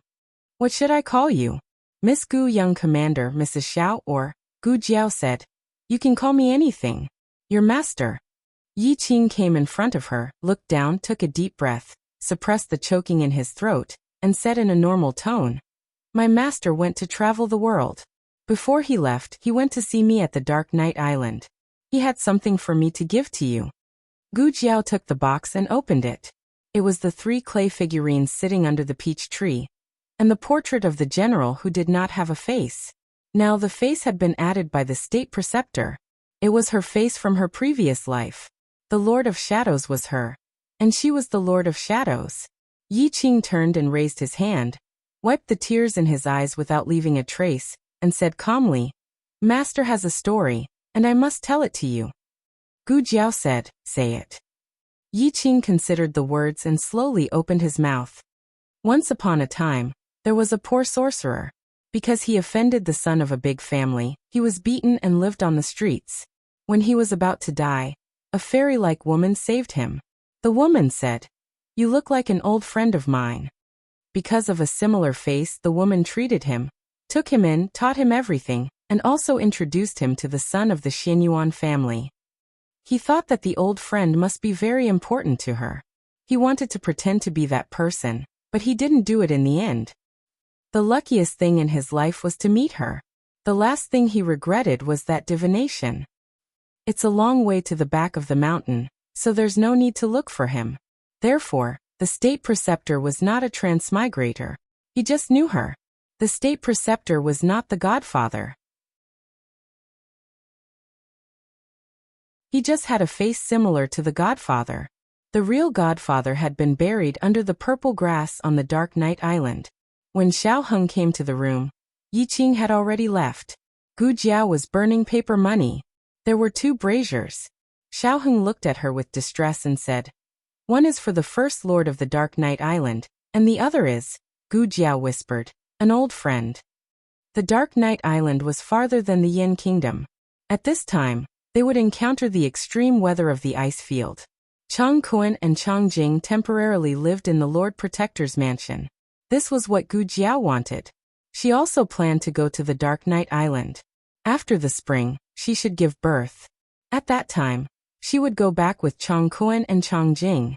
In October, Shang Guanqing returned to the Yin Kingdom. In the 12th month of the same year, Grand Secretary Yuan caught a cold, and his health was not as good as before. Grand Secretary Yuan felt powerless, and submitted a resignation letter to the emperor. The emperor urged him to stay several times, and it was not until February of the next year that Grand Secretary Yuan's resignation was approved. Xiao Heng succeeded the position of Grand Secretary. At this point, the youngest Grand Secretary in the history of the 6 countries took office. On the first day of Grand Secretary Zhao's appointment, Gu Jiao had a fit. A certain Grand Secretary had not sat down for long, and in front of all the subordinates who wanted to greet him, he staggered and fell down. His official hat was crooked. The cabinet officials had never seen Grand Secretary Xiao so agitated. They were all stunned. Xiao Heng did not care about his image. Without saying anything, he rode back to the mansion. Gu Jiao was pregnant with twins. Her belly was bigger than that of other pregnant women, and her delivery date was half a month earlier. She had a fit when she was strolling in the garden with Princess Xinyang. She was still calm. Princess Xinyang was not calm. Seeing that Gu Jiao could walk back by herself, she almost doubted life. Xiaoji, haha, when I saw you calmly walk back to the delivery room, I also doubted life. Originally, there was one fetus in the womb, but today, both babies' positions were off. The midwife and nurse were shocked. Generally speaking, after a fetus entered the womb, its position would not change again. So what was going on? Could it be that this one had been kicked to the side by the other? The midwife took a deep breath and slowly exhaled. Don't panic, don't panic. If the fetus position is off, we'll just turn it into a regular one. Which one should we turn first? She rubbed Gu Jiao's belly. This one is closer. Just as she finished speaking and was about to use force, the baby on the other side kicked Gu Jiao's belly and shook his little feet against Gu Jiao's belly. The midwife was stunned again. What's going on now? The nurse stared blankly and said in embarrassment, she might mean she wants to come out first. In the evening, a loud cry pierced through the silent sky. The little daughter of the Grand Secretary was born. 15 minutes later, the little son of the Grand Secretary was also born. Dragons and phoenixes were auspicious, and the light from the horizon enveloped the entire mansion. All the people in the capital witnessed this celestial phenomenon, and secretly thought that it was an auspicious sign from the heavens. Xiaoheng did not care about the two little guys and immediately went to the delivery room. The little guys who were being carried by the midwife and nurse seemed to be a little aggrieved, as if they were complaining that their birth father had not hugged them yet. Xiaoheng went to the bedside without asking. Gu Jiao had just given birth, so she was sleepy and weak. She did not even have the strength to speak. In a daze, she saw a tall figure walking over from the light. He reached out his cold and slender hand and touched her forehead. That was the most beautiful hand she had ever seen. End of text. The latest chapter of this book is not finished yet. For more exciting content, please scan the QR code below to download the app. Novels are updated faster and more complete. Millions of novels are free to read. There are novels with connotations that you can't find online here. https://www.zhhbqg.com/89642_8964286/1045577737. HTML Genius memorized this website's address in 1 second. www.zhhbqg.com Bikugo mobile reading website. zhhbqg.com.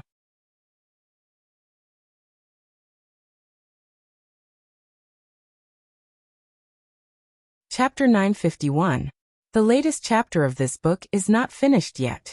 For more exciting content, please scan the QR code below to download the app.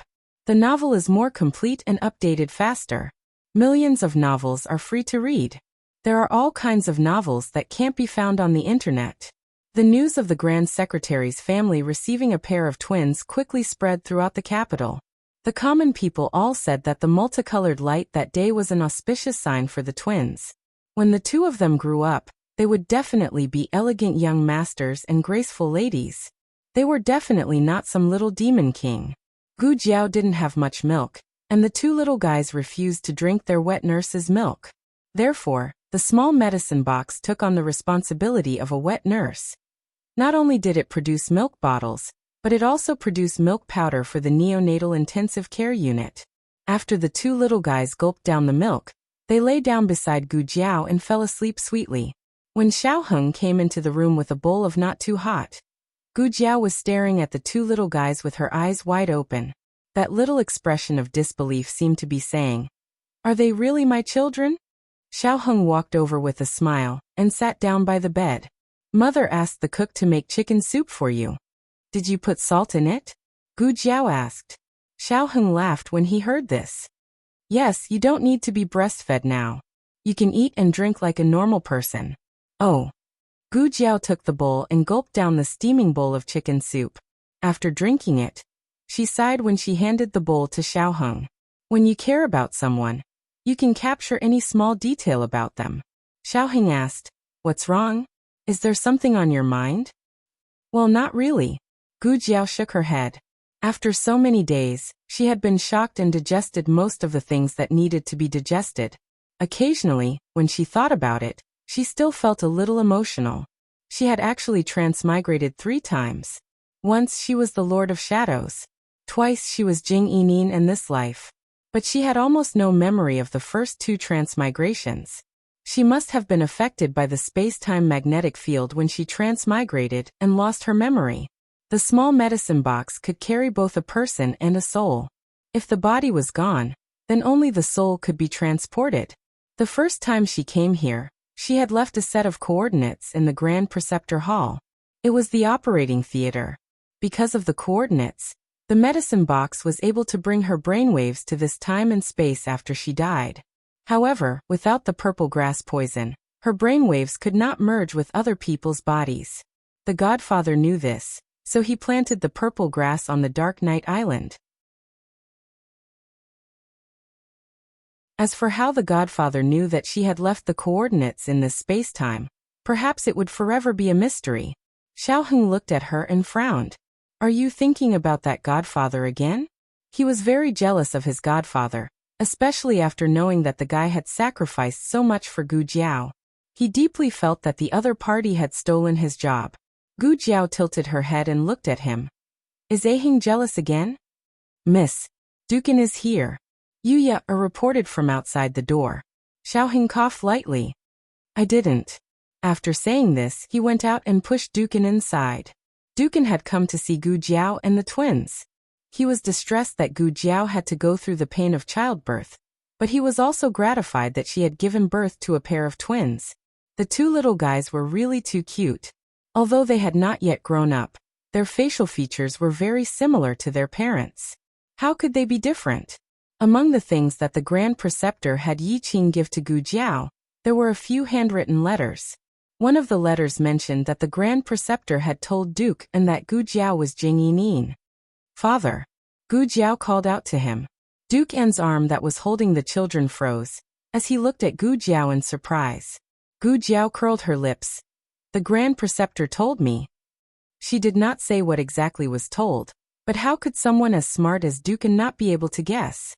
Dukan never dreamed that he would be able to hear this call of father.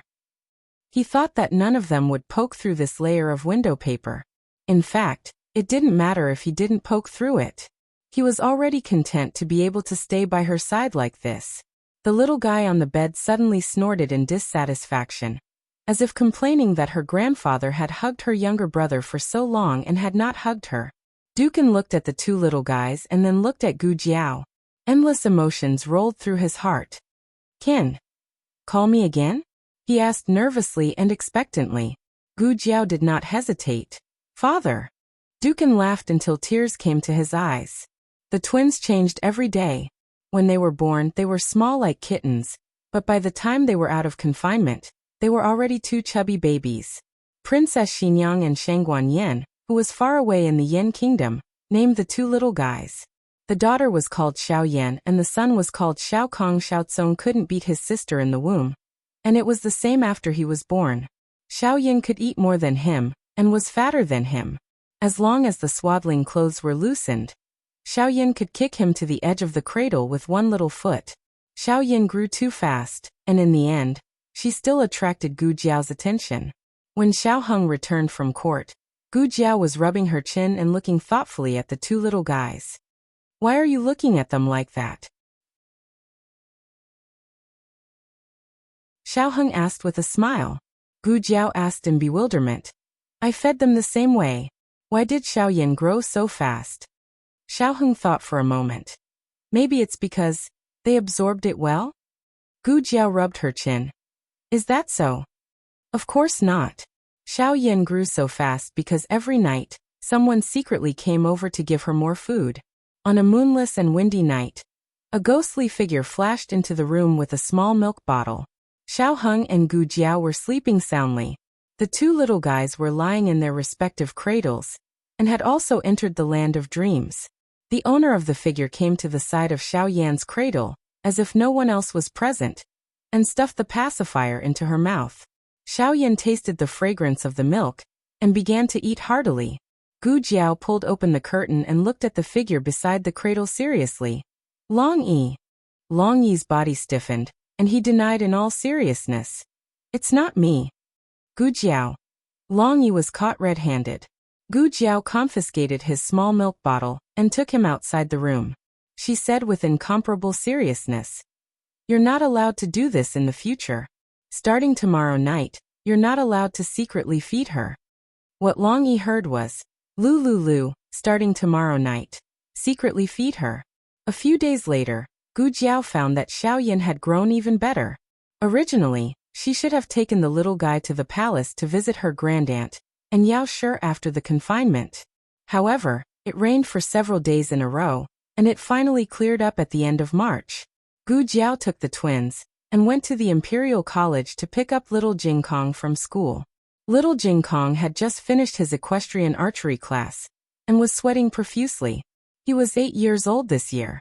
In the past, he always looked younger than his actual age, but from the beginning of spring this year, he began to grow.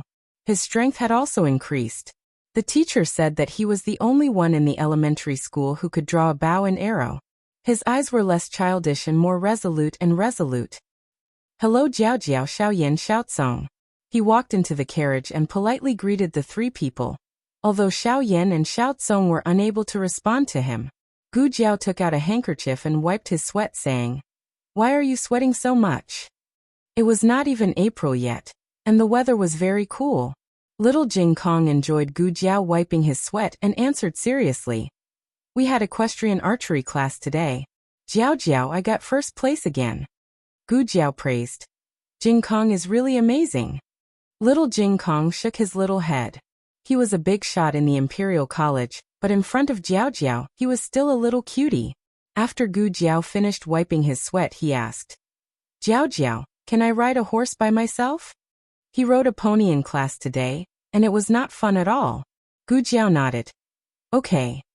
She also brought a horse for him. Little Jingkong stepped on the wooden stool and got on the horse king's back. He held the reins tightly in his hand, and his eyes were firm. He already had the domineering aura of a young god of war. Little Shi, let's go. Digression. A few days ago, it was said that the ending was coming, and he even asked everyone what they wanted to see. It was not a last-minute ending. As for whether it was explained clearly or not, there were some things that could not be included in the main text, or else it would affect the rhythm. He could only write a separate chapter at the end. Some things had already been explained, but some readers might see that it was a big ending, and there was a lot of words, so they did not look at the plot and went straight to the last page. In order to not hurt everyone, there were some cruel parts that were left blank. Jiao's 3 transmigrations were explained, and the identity of the Master of Dark Night Island was also explained. Jiao and Ahing's life was finally complete. The main text ended here, and it was already the best ending.